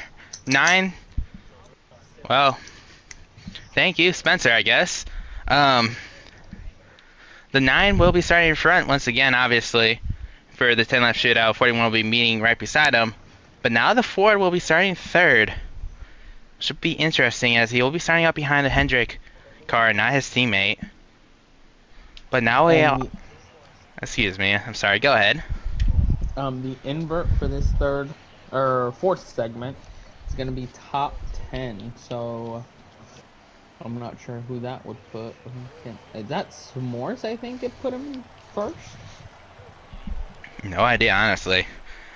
Honestly, it with the limited camera angles for like spectating, I'm just letting everything just play out, and then or once it plays out, I'll just report on it. That's pretty much how I've been doing most of this race. And I definitely feel a little rusty doing this, but at the same time, though, the limited camera angles or whatever, and limited capability of doing an actual good broadcast due to heat stuff, definitely has not helped this broadcast at all, if I'm being honest.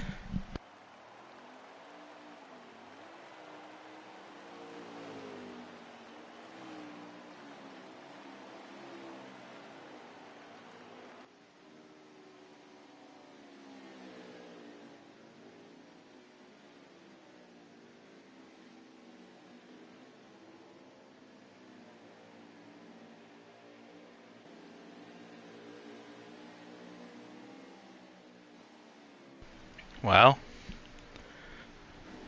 everything looks to be settled now. You were right. S'mores does claim first due to the top 10 invert, the 42. Back to second place, where we've seen him at least a good portion of or most of the first stage. With the 9 starting third, he's already locked into first though. 12th, 4th, 14, back to 5th. That rounds out your top 5 with Bradley starting right beside him in 6th.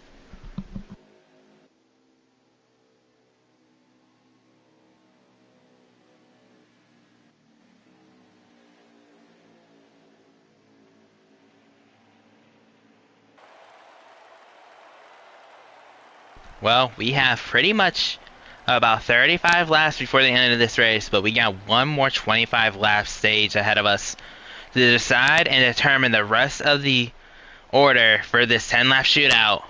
It will be decided right here as green flag is back again underway. We'll see what happens as the 9 is already looking to the inside of the 2 car, who was the other car that came in from the open besides the 37 that kept front. And the 9 already starting from third, all right up to first. It's gonna be taking this lead over. As we got right behind him, that's I think the 4 car who just smashed into the wall, and I think the 88 smashed into the inside wall, and that's undoubtedly gonna bring out a caution.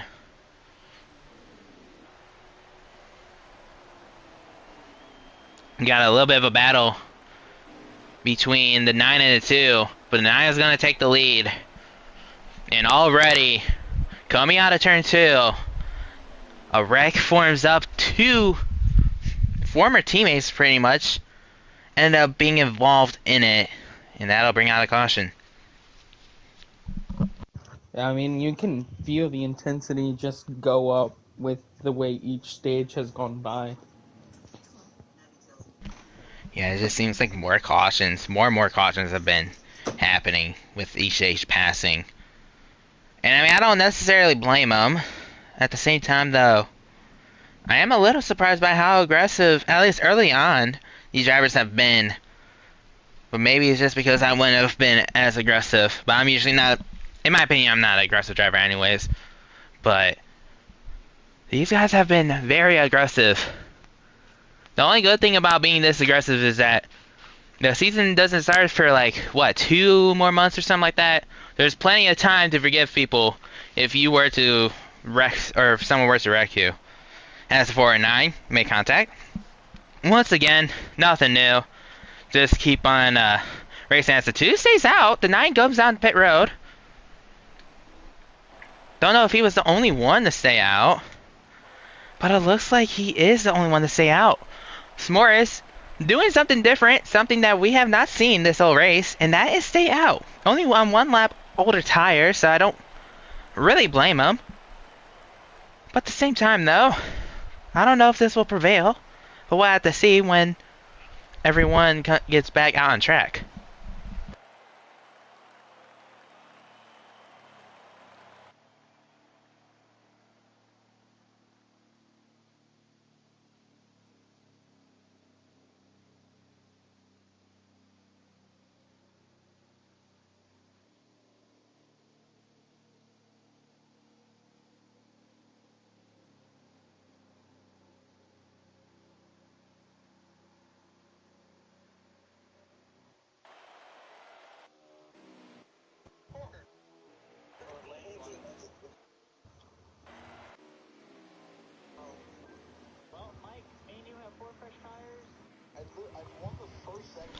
So I almost wonder if a few people actually took 2, as Bradley, Kevron, and the 42 all ended up passing the 9 and 12.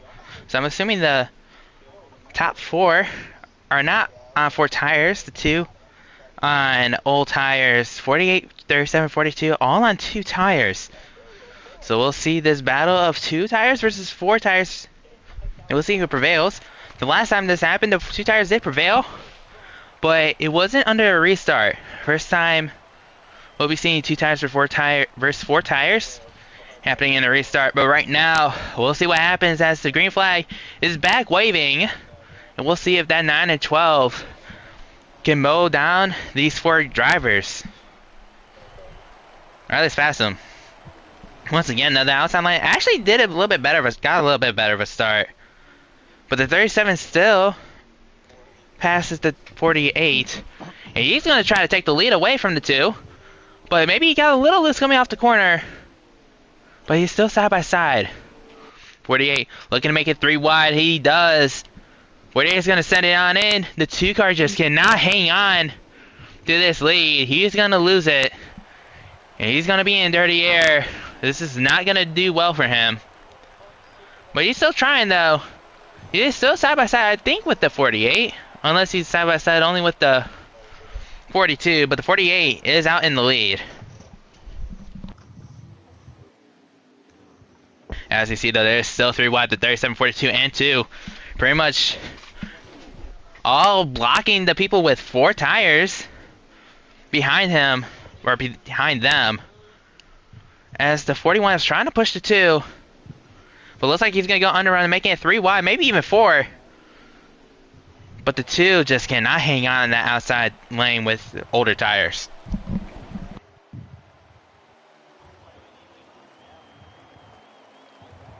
The 41 making another aggressive move, this time trying to go to the outside of the 42. And he has a teammate behind him, looking to try to clear him. But right now the 12, with 4 fresh tires, is out in front, has passed the 37 and 48. Then I actually don't even know how that happened, if I'm being honest. But the 37 is still going to fight back. But the 48 is also there.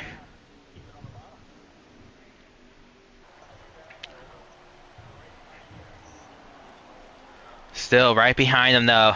Just so much action going on. 2 by 2 by 2 still. The 40 or the 88 and 1 touch. 88 got a little loose. 2 kept, or they all kept it straight, though.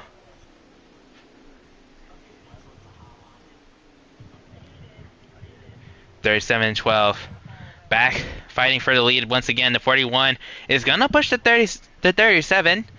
Interesting that he's not helping out a Ford teammate. I know how much of an alliance Stewart-Haas and Penske both have, being Fords and all. But he is helping the 37 right now. The 41, though, is going to go to the inside line. He's going to make it 3 wide for the lead. He got a great run off the corner. Will he be able to clear him going to turn 1? Not quite. But he'll try to send it in, and he finally does. But here comes the 12, trying to fight back on the inside. But he cannot do much. Meanwhile, 4 wide, or about 4 wide behind them. But right now, 3 wide for this lead. The 12 is going to try to clear it back. But right now, the 41 is still hanging it tough. but ends up losing it to Kevron and the 12 as they still continue the battle. The 12 just trying to hang on with the help of the 14. The 41 is the only person that's helping the 37, with the 12 having more people helping him.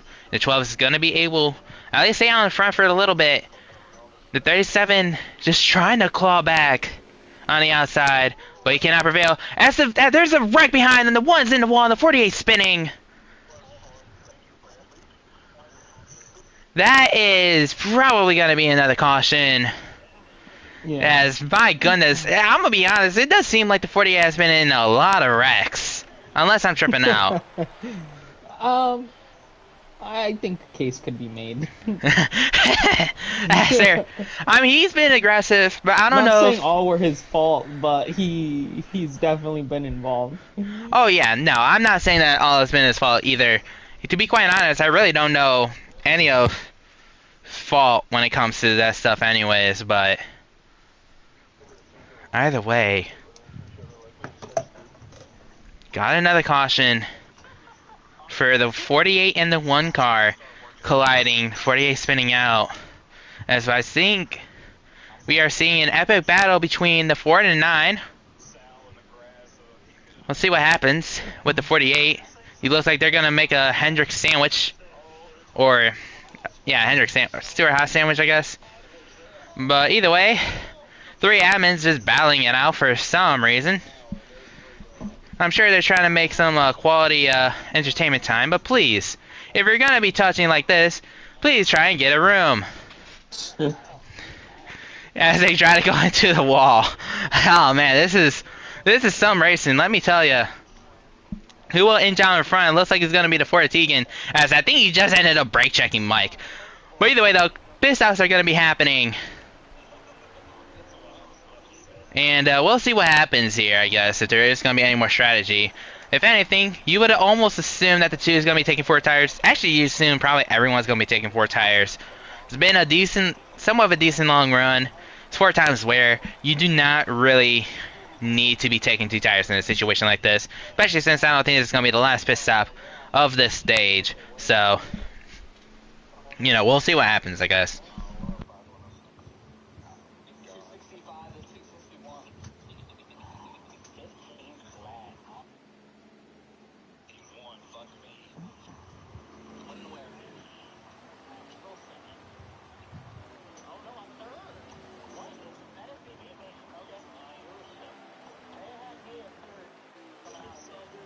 Well, pit stops seem to be done. And the 12 still in the lead, but look who's beside him. The 22 of NSB. As a rookie won, I want to say Canadian Tire last season. He is back, or he is up in 2nd place. I think this is the highest he's ever been, I want to say, this race. So we'll see what he can do coming towards the end of this stage. But he has to go and take the spot from, I want to say his team owner. Could be wrong, but I want to say his team owner. But also a very fast car in Harris. We'll see what happens, but as we see, I think as we saw two Hendrick drivers playing some bumper cars.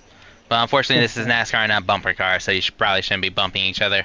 Like I said, sometimes you just gotta get a room and play some bumper cars. But either way, for what feels like the millionth restart this race, as we go into the restart zone, green flag will be out once again. This time a better restart from the outside lane. Albeit the 14 still gets second. Actually, that was not a great start from the outside lane. I'll change my mind. The 42 looks to be getting third.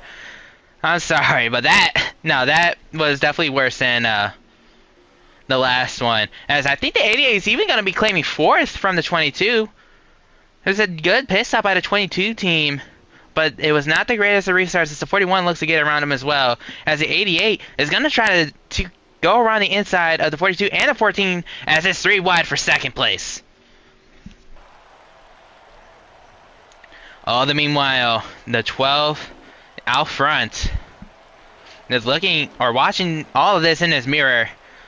Albeit, I think there might be even 4 wide, not quite, but they still are 3 wide between the 22, 42, and the 1. But we'll see what happens. Who will prevail in that situation? Does not at least seem to be the 1, or yeah, the 1. But right now, the 14 looking to the outside of the 12 for the lead, getting pushed by his teammate.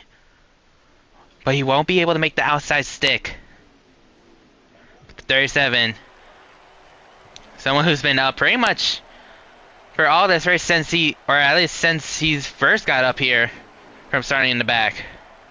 He's finally back up here, and Wessel still trying, almost there at least, to get for being back in front, but not quite there yet, as the 12 still continues to lead.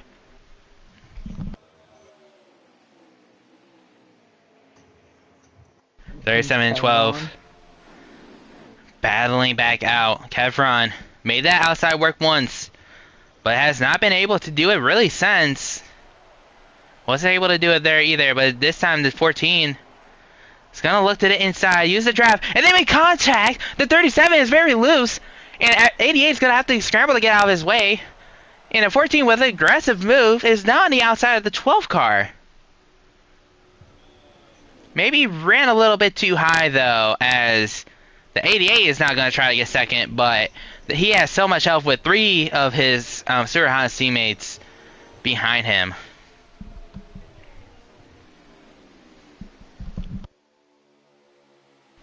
(41 and 4) are already locked into the top 3, looking to get their teammate into 4th to capitalize on this 10-lap shootout that's going to be happening soon. But right now they still have to pass this 12 car. As this 12 car, he has, since he's been pretty much in front, his car has looked what feels like a little different, being way stronger, as I think the 12 and 14 about make contact. The 41 is going to try to push his teammate back in, or try to push his teammate into the lead. But just maybe a little too high in the corner. And that has pretty much stops the 14 from really getting to the lead, as I think we saw Tegan into pit road. Yeah, that was a 4-car of Tegan. What I'm assuming is probably their only green flag pit stop for this stage, as the 12 and 14 may have made contact, but at least the 12 did push the 14 up the track. He'll claim the lead. But here comes that 42, getting help from the 9. The Michael show, or Michael tandem, not really working out as they're 3 wide, and that is very tight. Someone's got to give. The 14 was the one to give. As the 48 is going down pit road as well. As the 42 and 9, they make contact, but I want to say they both keep it straight, they do. But the 14 and the 88 hit off each other. The 88 is going to go, I want to say around, no he does not, but he hits the wall hard. But I want to say they still stay green from that. Good thing it's not the 10-lap shootout yet, as the 9 runs up the track a little bit, and the 41 is able to take second. Now this is going to be interesting though. The 12 has tried to defend the 40 or the 14 before and has succeeded, but the 41 has proven to pretty much have the best car here in this race. But can he now pass the 12? And it looks like he's going to be able to do it, as the 12 does go down pit road along with the 2, but the 22 does not. So we'll see what happens here, as NSB going to try to get around him, but instead the 9's going to try to send it in on his former teammate and go for the lead.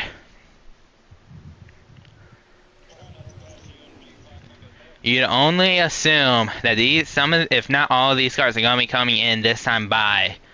As pit stops, you pretty much have to assume it. There's no way around it. One more pit stop. Don't have to worry about speeding. Just about how you get into pit road. No, it looks like they could do it another lap, as the 1 of Incog there winning the pit road. Very interesting. Also, as you see in front of the leaders, the 48 and the 4, both have made their pit stops, and they are working together. Maybe this will help them, or working together will help them. maybe take this lead once pit stops cycle through. Like the 41 car is going to come in this time. Yeah, I don't see how the other driver, or how the other drivers won't come in either. Maybe they can. But yeah, the 41's in. Almost everyone's in except the 9 car. He's gonna stay out. That's a very interesting strategy, and a strategy I'm not really a fan of. Maybe he thought someone else would stay with him, but he's Yeah, just pretty much by himself without any drafting help. yeah, the amount of time he's going to be losing here is insane because it sounds like everyone else who has pitted has at least had someone going with them. Yeah. Now, if you guys just tuned into the race, for one, welcome. Two, the 9 of Mike did win the first stage, so he is locked into the pole of the final 10 laps. So this really doesn't hurt him all that much. But still, there's a little bit. Someone's in the grass. Who was in the grass? It looks like the 12, The 12. of Harris. Don't know what that was about, but it is what it is. Oh my goodness, there is so much happening here as people are trying to merge off of pit road. 48 almost touched the 14 while the 14 was on the apron. Right now the 1 and the 4 are side by side.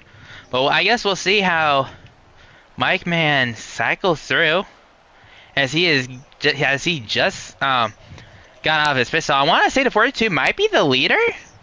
I don't know if you could get an official confirmation on that or not. But the 42 got around them.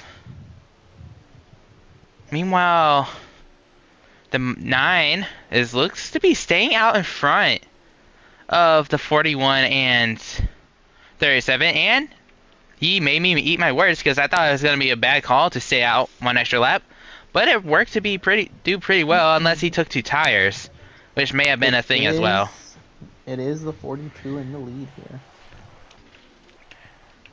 Alright, so official confirmation, 42 is in the lead. I'm assuming the 42 and 9 probably did some type of strategy gamble?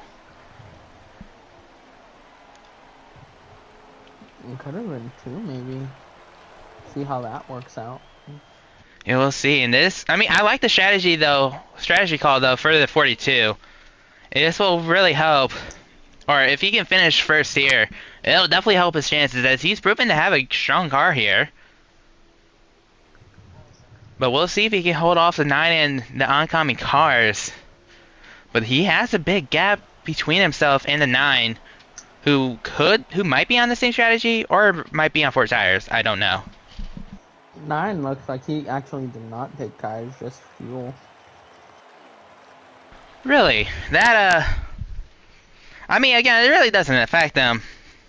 Yeah, he's more just trying to ride around right now, try different things here for the end. I mean, that's fair. But that only tells me that there's probably a few laps to go, if not this being the last lap for the end of the stage. Either way, though, I don't know if the 42 is slowing down or what's happening, but he looks slow. Maybe he's not really... I don't know what's really happening. It looks like he's going back up to speed. Maybe he is saving fuel, as the 9 is really close to the gap. But he looks to be, like... There's a caution that... Oh no, there's not. And now there's not a caution, and the 9's right there. Now, with the 9 being locked in, I don't think it would really much matter to the 42 for winning the stage. But at the same time, though, it does just seem like the 42 is just trying to hold on as the 9 makes contact with the 42. Gonna get him. And the 40, out. yeah, the 42 ran out of gas. This is not going to be good, as he's going to be getting passed by a bunch of cars going to the start-finish line. And the 9 wins, I'm pretty sure, the stage. The 42, I like the effort, but it will come back to haunt him, as he'll be starting around the mid-pack for this final 10-lap shootout. But now, I want to say the 22 is probably going to be pushing the 42. Or at least you'd assume so. It's the 12. I thought he was going to take out the 88 for no reason at all. But instead, they're going to make a 4-car train and hope that they can push the 42 onto pit road. It'll work a little bit. It might not work all that well, but it'll work a little bit. But as we go down, or as we're about to start pit stops, I want to ask you, Sal, I want you to make me a prediction. What do you think will happen in this 10-lap shootout? Oh man, I think it is gonna be some of the most aggressive racing we have seen tonight. You're telling me that's possible? I know, with how aggressive they've been before in all the other stages, this 10-lap shootout is gonna be an absolute barn burner with these guys. It most definitely will be. But who do you think will be the guy to win? Will it be someone like everyone who you've seen out in front? Will it be the pole sitter Mike? Will it be Wessel? Or will it be someone else? Will it be someone who surprises us? Who do you think, Sal? So, just real quick, since Mike and Weasel did finish 1-2 in that stage, that means Incog is going to get credited with 4th place there. Yeah, unfortunately, that's fair. Yeah, so Mike, Weasel, Tegan, and Incog will be your top 4 here for the final restart. And I'll tell you what, watch out for that one car. He could pull a surprise here. Which car again? I'm sorry. I was... You the said... one, Oh, the Weasel. one car? Oh, the 41. Oh, not Weasel. Incog, my bad. I was gonna say... The one car... I mean... He's shown to have some pace. But honestly... Who do I feel like would win this? As it looks like Mike is taking the outside lane for this. Which is interesting to see. This is, I think, the first leader who's really taken the outside line for the restart. But I'm interested to see what happens here and if this outside line can finally get it going. But we now have 10 laps remaining, not including caution laps. 10 laps remaining though. One 10-lap shootout will decide who gets the win. And as we got green flag underway, the outside lane besides Mike did not get a good restart at all. And Wessel is now, with the help of 2 Fords, fighting for this lead, and he'll be able to take it.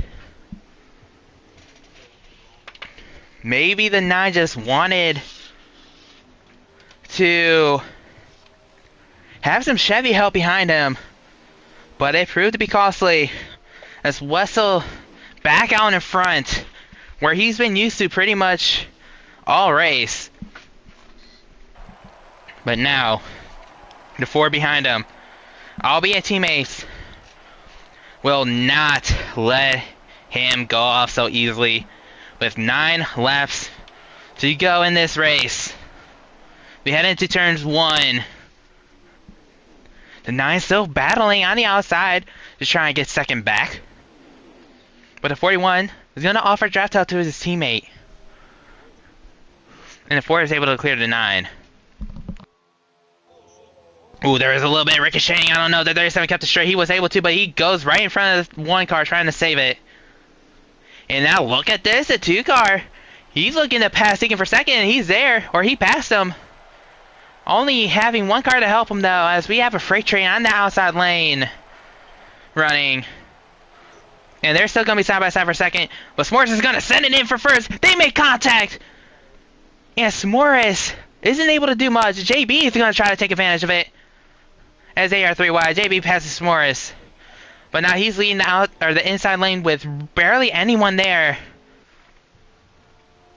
As Deacon still stays in second.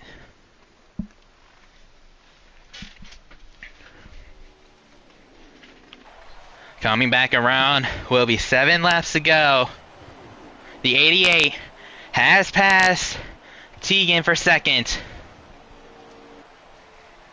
But now, he is going to try to pass his old number, the 41, for the win. But Tegan is not going to let him off so easily. He's going to dive it in for second. Up a little. Yeah, he's going to lose some speed. The whistle is going to try to draft his teammate, but the 9 is behind the 18, or the 88, excuse me. As they go into turn 3 and 4. The 88 is kind of there, but the 41 is going to put a block on him, which allows the 4 to get to the inside of the 41. And he might be able to take the lead. He does. He clears the 41. And now, what can the 41 do? Can he stay calm under pressure? Or will even the rookie of the 37 get a chance to make some noise? Maybe even get around the 41. We'll have to see. The 4 is taking, or is really gapping the 41 a little bit. But here he comes back with the help of the 37. The 41, will he send it to the inside? Not really. 4 had that one covered. But the 37 is going to try to pass the 41 on the inside. As we come to 5 laps to go for the race. The 88 is trying to help the 37. But there's just so many cars on that outside lane as the 1 hits the wall. And the 41 trying to go to the outside of the 4. But just cannot quite get there. So much stuff happening. 37 and 14, I think, made a little bit of contact. Or at least the 14 did wash up a little bit. And there is now a gap between the 37 and the 41 for second and third. I'll tell you what, this is going to build up for a good run here on the back stretch. 37 looks like he's washed up. Yeah, what could have been a good run. It still could be decent with the draft. 4 laps to go remain. Not many laps separate one of these drivers from either 3 playoff points or a $10 PlayStation gift card. But right now, the 37 is looking to maybe make a move on the inside of the 41. He does. Does Mike Mack go with him? He elects to stay with the Fords, which he has been pretty much doing this whole time. And I think he ended up getting tapped a little bit by the 12, moves him up the track a little bit, and now might just be a 3-car breakaway for this lead. But we'll see what happens as we got 3 to go. The 4 still leads the 41. The 41 maybe just being a little bit patient. He's trying to pass the 4. We have their teammates. We do remember, or we do have to remember what happened in that championship race, which the 41, who was 24 at the time, did kind of really take out Tegan, albeit by accident, but still kind of took him out in the championship race. Right now the 37 is looking to make it pass, and wow, he just powered his way through. But I think Wesley's going to try to fight back on the inside. The 4 is going to try to help him. But we are coming to, I want to say, 3 to go? Unless it's 2 to go. But I want to say 3 to go. No, 2 to go? Alright, so I am tripping now. Alright, 2 to go. The 37, a great move. The 42, I think maybe with the help of the 9, moved up to 41. And there is obviously some displeasure with the 42. I think from the 37's radio. But right now, that 37, all he sees is that 4 car. A decent gap between him and 3rd. But he still has to pass that 4 car. The multi-time champ of Tegan Jones as they come to the start-finish line. 1 lap to go. Not sponsored by Credit One Bank. Not sponsored at all as far as I know. But what we do have is a great battle on our hands. The 42, I think, went to the apron. He's going to move Mike Man off the track. Mike Man is all the way on the outside lane. The 12 and 42 are going to be banging. But the 37, I think, lost a little bit of momentum coming off the corner. But here comes wow, the 88 was pretty much on the apron. But one final hurrah is all the 37 will have. He'll try to send it. But sent it a little too far. He just missed. Oh, he hit the wall. He's not going to be finishing second. But who will be as well? So as Tegan comes to the start-finish line, they're breaking behind him. The 4 car of Tegan Jones will win the All-Star race. What a finish. Cameron definitely tried everything he could there at the end. I respect it. I mean, it's a video game. You're not going to have to worry about equipment here. But Man, I respect what Kevron did, but I don't know what happened coming off of 2. But there is a gap between him and the 4, and that pretty much is what costed that race for him. The 4 car didn't win the championship, unfortunately. But I'm sure it would feel a little bit reassuring that he was able to at least win this all-star race. As hopefully, at some point, I'll get the top 5, as we are going to do driver interviews. I want to maybe do 3 or 4, but I don't know exactly who finished where. Unfortunately, I don't have a stream, as far as I know. I don't know if anyone... Do you know if anyone else streams on these races? No. Besides? No? I'll ask Mike for the maybe like the finishing order. But we'll be definitely getting some player or driver interviews here shortly.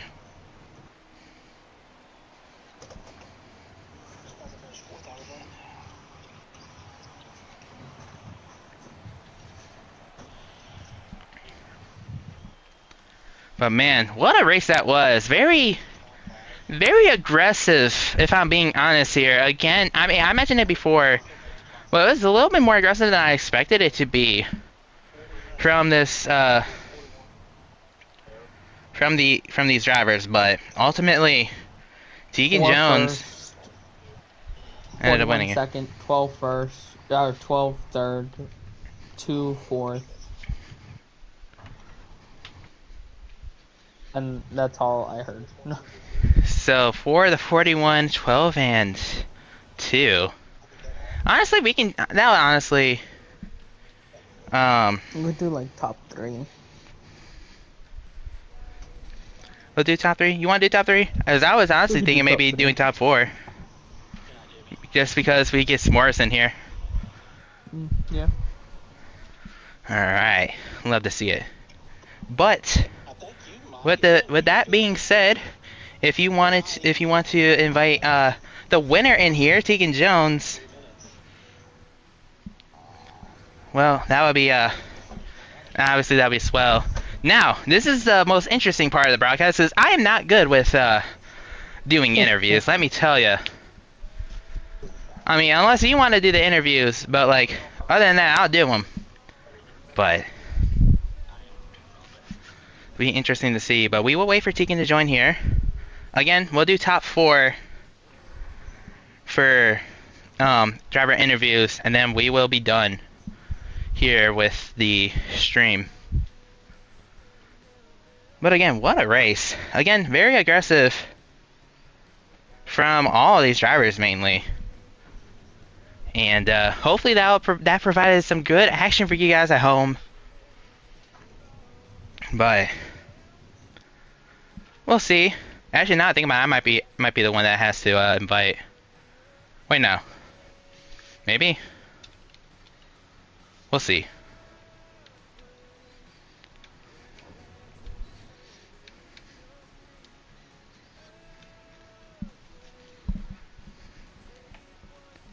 Did you invite Tegan by chance? Is he just like not coming in, or? Not.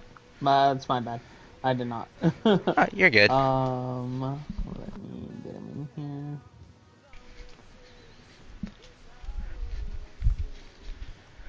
But yeah, now this would be interesting. Tegan, really not like, you really didn't dominate. He showed up a little bit in like stages 3 and 4, but like, I don't know about you, but I still felt like he never really had like the best car. It definitely wasn't like your typical Tegan race. What in the world is the thing?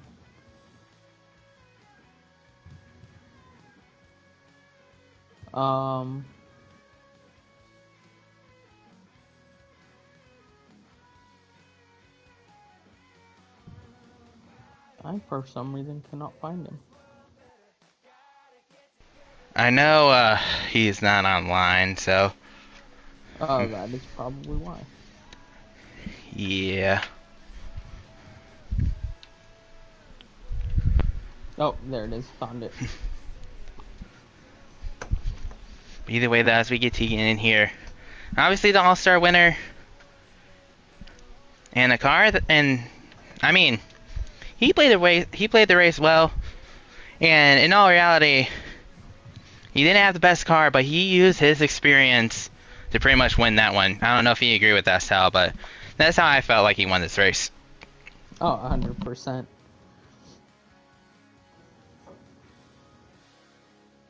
I'll give Sir Tegan Jones a little bit. If he doesn't join in, then no biggie. We'll just go ahead with Wessel.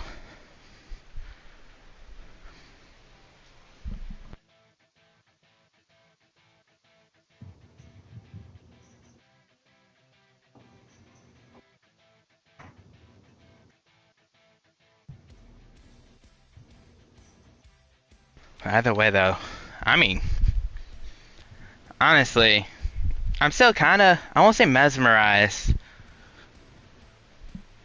by the finish, but again, man, I'm interested to see how this next season does come about then, if people are going to be this aggressive. I know it's an all-star race, and not like a regular season race, but obviously, I'm going to be a rookie in this Cup Series, and I am definitely excited to see how this will all turn out. Definitely. I mean, it could have just been because, like you said, it was an all-star race, but I feel like the aggression level was definitely turned up here.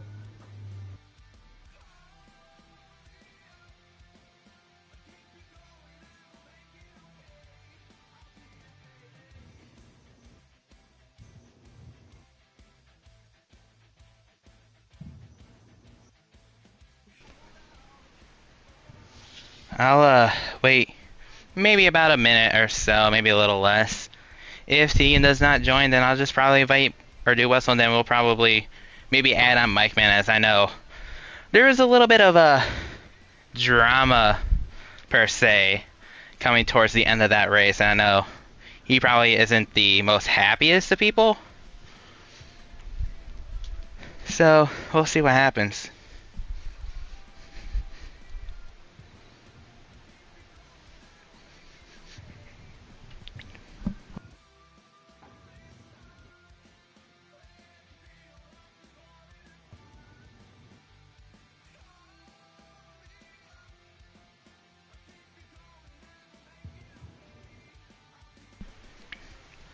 Well, I know I said we will probably wait for a minute, but oh, there he is. Just on the nick of time. Tegan, how are you feeling after that win? If you are there, at least.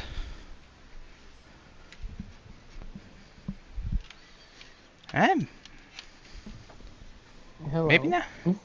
Oh no, he's still loading in for me, which is a rip. Oh. Alright, Tegan, you got a copy. I do. Alright, Tegan, how do you feel after winning that? Well, like that race was a fucking knockout drag out. That's fair to say. That really is fair to say, but ultimately, I do want to ask. I did feel like Wessel was probably the best car, at least on speed. He obviously led the most laps, but you're able to take home the victory and get around him and stay in front of him. How were you able to do that?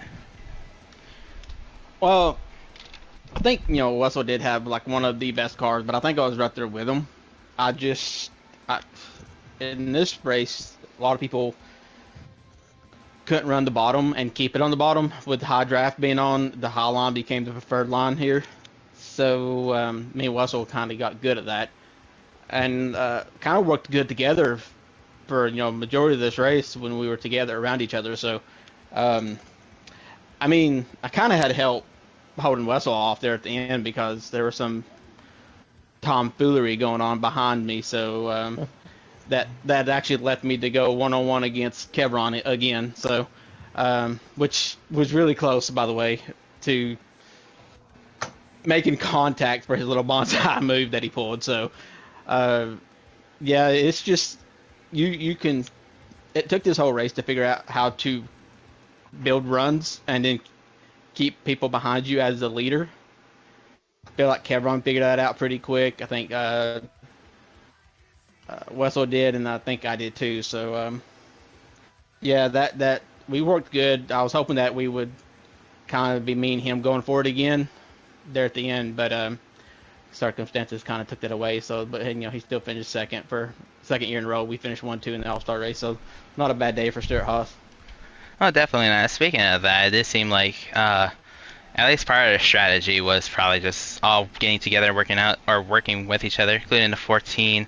Was that the plan coming into this race, try to get a 1-2 or 1-2-3 finish, or was it just like every man for himself? It actually wasn't. We went in this race with no plan at all, so it fell that way after the 41 got his stage win and I got mine. We kind of tried to help Ron get one, but Ron just couldn't run the high line with his car. So, I mean, it worked out with the Fords there for a little bit, running the high line together.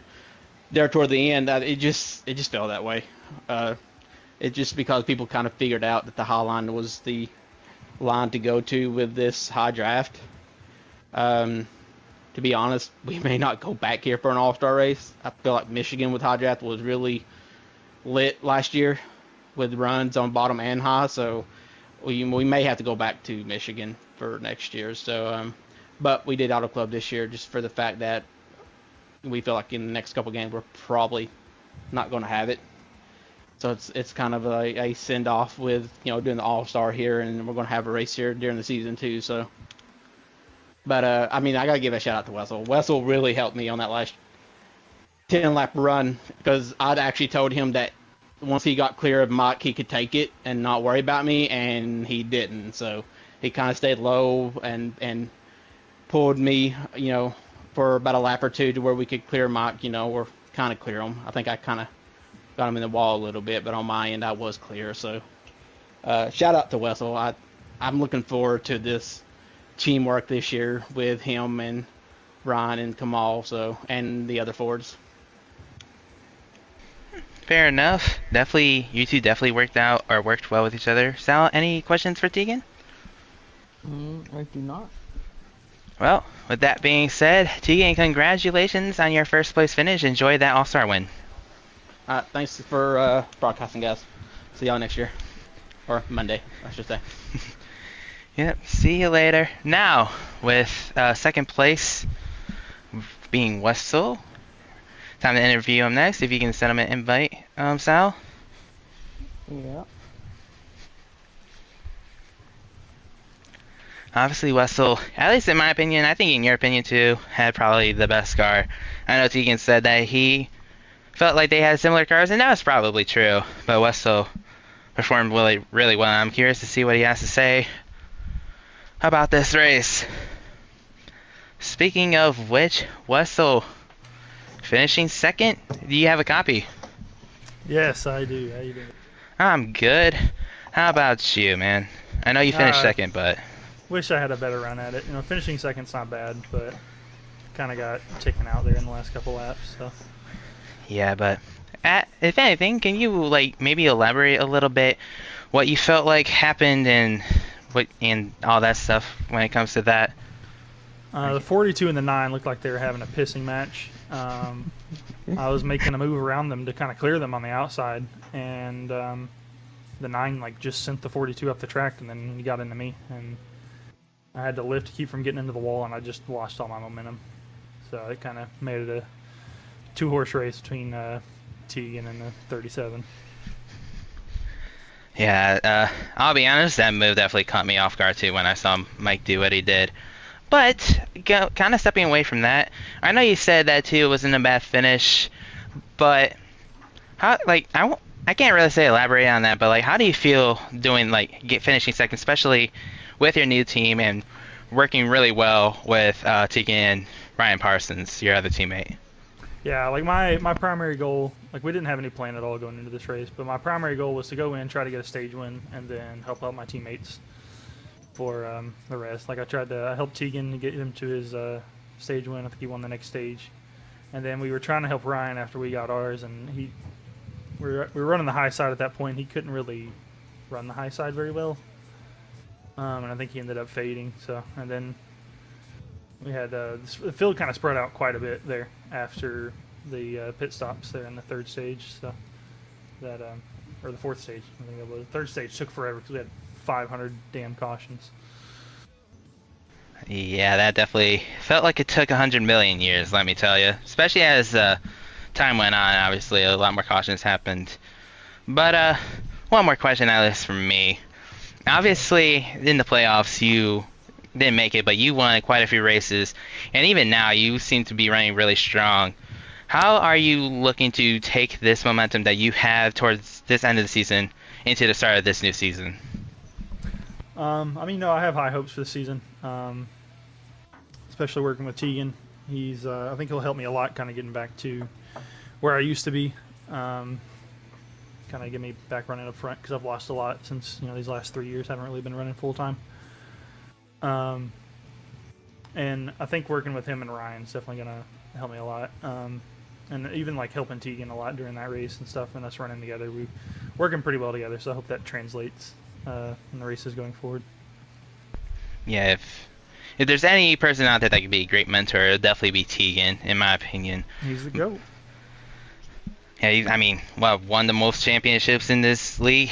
I mean, kind of hard to dispute against that. But either way, Sal, any questions for Wessel? Mm-mm. All right, Wessel, congrats on your second place finish, and hopefully you'll keep this momentum going into next season. There you go. You'll have a good night. Yes, sir. You too. All right. With that being said, next is Harris. I don't know how likely Harris will join. I truly don't know. But Harris did finish third, so if we can get him into the interviews, that'll be great. If not, we will move to S'mores. And we might do Mike, who ended up officially finishing fifth.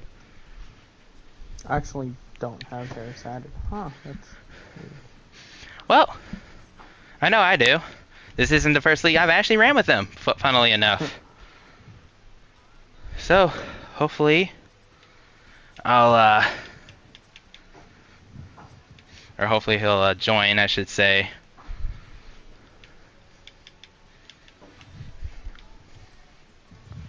Alright, he has an invite. If he doesn't join in a few minutes or so, we'll just move on to S'mores and probably get Mike in here. Since I know there was a little bit of a, as Wessel pretty much mentioned earlier, a little bit of a feud between the two Mikes. We'll see how that goes. But hopefully we can get their place finisher in here.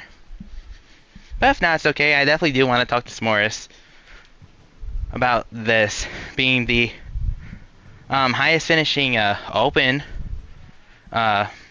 drive or all-star open driver here since Kevron tried to send it to the moon and unfortunately was quite short of that goal, we'll say. But either way, give Harris maybe like a minute or so. Hopefully he'll join. He definitely has an invite, but I know he did show off, or he is offline, so I don't know if he's really getting back on to do an interview. But we'll see.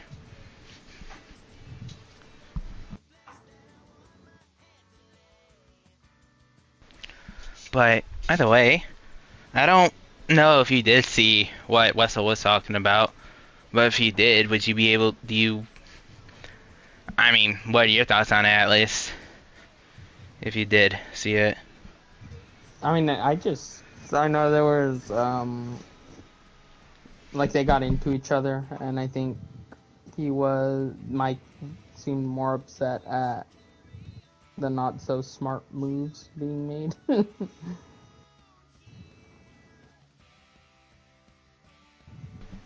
Yeah, that's fair. But I don't assume Harris is gonna be getting back on. I'll look at my friends list, as that's not where I'm supposed to be going. Yeah, no, Harris is not on. I'm not gonna wait any longer. I don't think he's gonna be getting back on. I don't want to waste time.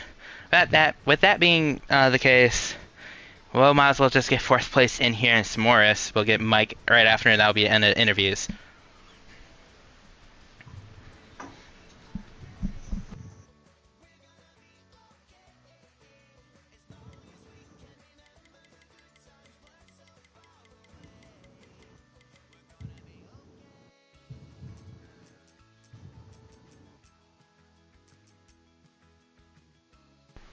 Do you have him by chance? I believe so. I have no idea if I have him either, if I'm being honest. Yeah, him I do. Alright, hopefully he'll join. If he doesn't join, then we'll just get Mike in here and call it for that.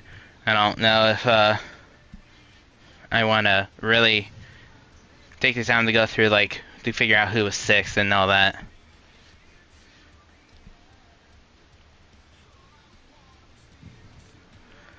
Alright, speaking of which, Morris, do you have a copy? Yes, sir, I can hear you. Alright, Morris. Finishing fourth in your first race back here in, honestly, in quite a few years. How do you feel? Honestly, I'm surprised I got that fourth place finish. I got it on my rear end because I was like back to the front, even in the middle of the pack, and I dropped to the back, and I went back up to the front. So it was basically like a plate race where I'm just shuffling for positions every restart, every race, every part of the race pretty much. So to get a fourth place finish is my first race back. I'm happy with it after how the race was so chaotic. I'm really happy to get that fourth place finish. Fair enough, but obviously, fourth is not first. What do you think was missing from your car to really contend up there with the leaders? My car was just a little too tight. Like it didn't start off the one, and though at the start of the ones, it didn't turn, and I felt like if I would adjust it on the car, make it a little loose, it would end up being tighter for some reason. Because I think I made an adjustment during the open that made the car. I tried to bring down the wedge, but it made the car tighter. I felt like so. I was kind of like stuck in a situation like I want to make the car better, but at the same time, I'm trying to do the right thing, but it's working a different way. So I was kind of like it was like danged if you do, danged if you don't kind of situation. So I just had to tough it out, I guess you call it, and just wait for the chaos to unfold and try to get positions that way. That's fair. Yeah, I definitely felt like you. I mean, you definitely showed some speed here. And speaking of showing speed and showing them flashes, what are your hopes for this coming season now that you at least got a race on your belt? Honestly, I could care less about the championship because I'm not one of those top four guys like back in the heyday, I guess you call it. My main goal was just try to win a race because I really want to I want to prove myself and show myself that I can still come out here and win races, even though there's still gonna be those 4 or 5 dominant guys each and every week. I still want to be like a top 10 driver, but mainly, maybe top 5 as a stretch. But I want to get that win off my off my back, and I want a losing streak too that I've been on for quite a while. So I really want to break that streak. I really want to win a race. I really want to make the playoffs. That's my main goal. And if I don't win a race or make the playoffs, I think honestly I'd be very disappointed with that being my first season back. So my main goal is to win a race, make the playoffs, and then if I somehow get through the playoffs in an incredible fashion, then by all means, that's my path. However, the main goal is just to win the race and make the playoffs and be consistent and hopefully try to knock off some great finishes and get some points and try to be part of that chase for the cup. I think it's actually a pretty good goal to have, especially in your first season back. Sal, any questions for S'mores? I do not. Alright, S'mores finishing fourth. Great race, S'mores, and it's great to have you back racing with us. Yeah, so it's good to be back. I really hope I can bring some of that mojo that I had back in the day to show my finishes for this season. So I'm looking forward to it. Yes, sir. Of course, I would love to see it. S'mores finishing fourth. Good night, dude. Have a great run. Yes, sir. Yes, sir. Y'all have a good night too. And apologies for earlier, Sal. I really didn't mean it. All good. I just hope we're on the same page. Yeah. Alright. Y'all have a good night. Yep, see ya. See ya. Alright, that was in reference to the All-Star Open, but one more interview to do with Harris not joining, and that is Mike Man, to see as he finished 5th, and also to see about at least his side of the story. Unfortunately, we're not going to be getting Mind Killer's side of the story in these interviews, as we don't have like an official results list, so it doesn't help. But we'll get the 9 of Mike here, and we'll see what he has to say for the final interview of the race, or of the stream.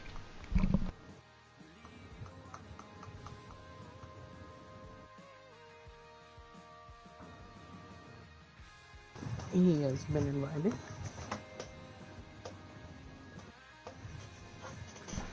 Alright, Mike Man, do you have a copy? I'm here. How's it going? I'm doing good. I'm sure Sal is too. But I have to ask you, because we saw on stream your little bit of what maybe seemed to be retaliation or something like that to the 42. I just want to know your side of the story on that situation. Yeah, it was absolutely retaliation. 1 and 2, it was like 3 or 4 to go. I think maybe 3. 1 and 2, the guy just completely misses his lane and just slams me up the track. Kind of just shuffles me out a little bit. I get behind him, and then, you know, he's next to the 12 in the corner, and he's about to hit him too. And just slams on the brakes and kills my momentum even more. I mean, if you're going to be a hack in 1 and 2, at least be a hack in 3 and 4. I mean, if you're going to hit me, hit him too, and don't check up and fuck me over even more. I just don't understand his mindset sometimes. You know, he's going to sit in there and be like, I didn't even move up. And it's like, the fuck you didn't. I was running my lane. You can look on your broadcast. It's very, very clear that little McDelivery mobile comes up and hits me. And then he's more worried about hitting Harris and slams his brakes, and that screws me over even more. So, you know, going into 1 and 2, I just had enough. Unfortunately, I really wish Wessel wasn't there. I didn't want to get him involved, and you know, I think I kind of held him back and probably prevented him from having a chance to win.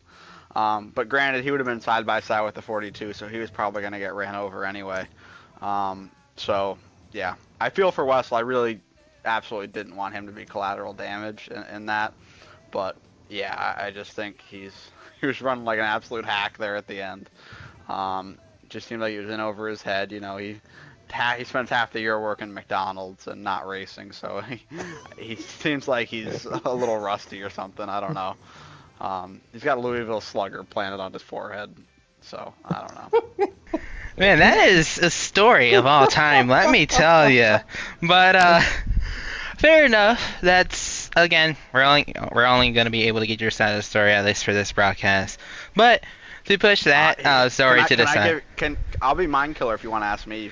I don't know if I really want to go that route, if I'm being real with you. Yeah. Well, I didn't even move up. I don't even know why it's that serious. It's an all-star race. I mean, like, that's what he said, and that's just stupid. I mean, he's a complete, utter hack. I mean, I will say this. Oh, what was I gonna say? I would say this. It did seem like everyone's gonna be aggressive, but to kind of move on from that, do want to ask. Obviously, you did have a good car though, regardless of what happened in that race. And I just want to know what was clicking for your car this race. Yeah, you know, I'll be honest. I really hard to tell for me if I had a good car or not. Because I go up there and win segment 1, but that was kind of luck of the draw. I get the lead at the right time, caution falls, and then that's within enough laps where we're not going to be able to restart, so I get that segment. And really, from then on, I just was more worried about just standing behind my teammates and trying to help them get towards the front and not really being disruptive. I felt like I could have ran up in the front at any point, but, you know, I think this is a great track for the 4. Wessel seemed like he was pretty strong also. The 88 I think was pretty good too. He just had a lot of stuff going on, and Bradley was really good also. He had a couple incidents in mid pack and wasn't able to get to the front. Those four were I think pretty good. Um, yeah, it was tough to tell. I definitely think I had a top five car. Then I get back and win that last segment again because Mind Killer runs out of fuel. Dumbass doesn't even know what laps he needs. Um, yeah, it's tough to tell, but I was happy with the car. And it's always fun to do events like these and have everybody out. This is one of our best attended ones that we've had, so I'm really happy to see as many people as we did. See the Open have five guys running for it, and then have 14 I think in the All-Star race. It was a really really good turnout, and one of the best turnouts for this event that we've had, honestly, since we've been doing it. Fair enough. I do got one more question for you. Yeah. Because I pretty much asked Wessel and Tegan, being that they're Sir Did Hendrick, I know I'm part of Hendrick, and I know if there was a plan, I wasn't included in it since I was in the Open, but I do have to ask, was there any plan, at least for the team, or at least just, what was your plan, I guess, coming into this All-Star race and trying to win, maybe help out each other as Hendrick teammates? Was there any of that, or? Not really a plan. This race is so hard to plan for because it's a complete crapshoot. I mean, if you've run Fontana before, the outside really doesn't work very well, but with high draft, it kind of does, because the draft and being on the inside just doesn't seem like it meshes very well, at least for some people that don't know how to drive. It's a tough balance in this race. But honestly, last year I had the same thing. I won segment 1 and just was bored for another hour after that. It was kind of boring. I had nothing to do. There was no reason to really do anything. I didn't want to mess anybody else up and hurt my chances later in the race by making somebody angry.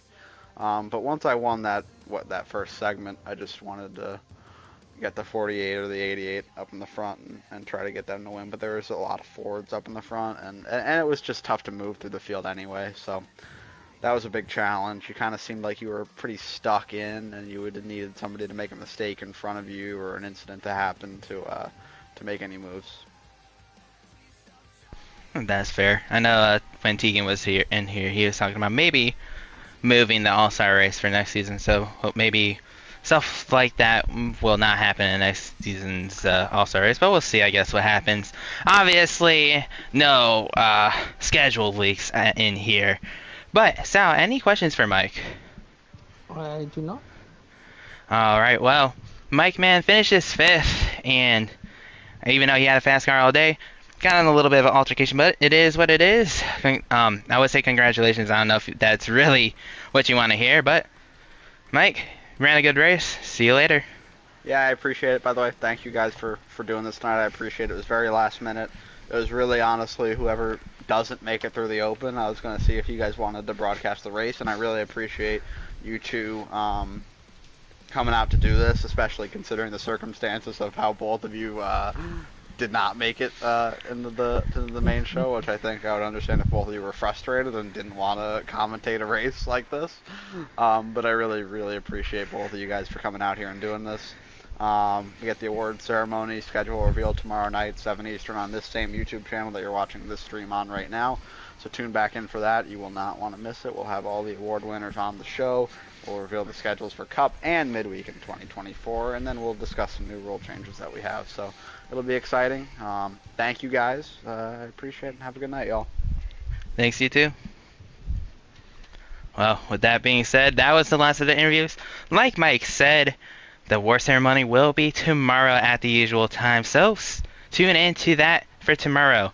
By the way, though, it was one heck of a race. Very aggressive, a lot more aggressive driving than usual, but drivers have a chance to cool off as the season doesn't start for another like 2 to 3 months. 2 months, actually. It starts in January. I think mid-January, actually. So, with that being said, Sal, any final thoughts on the race or anything about this?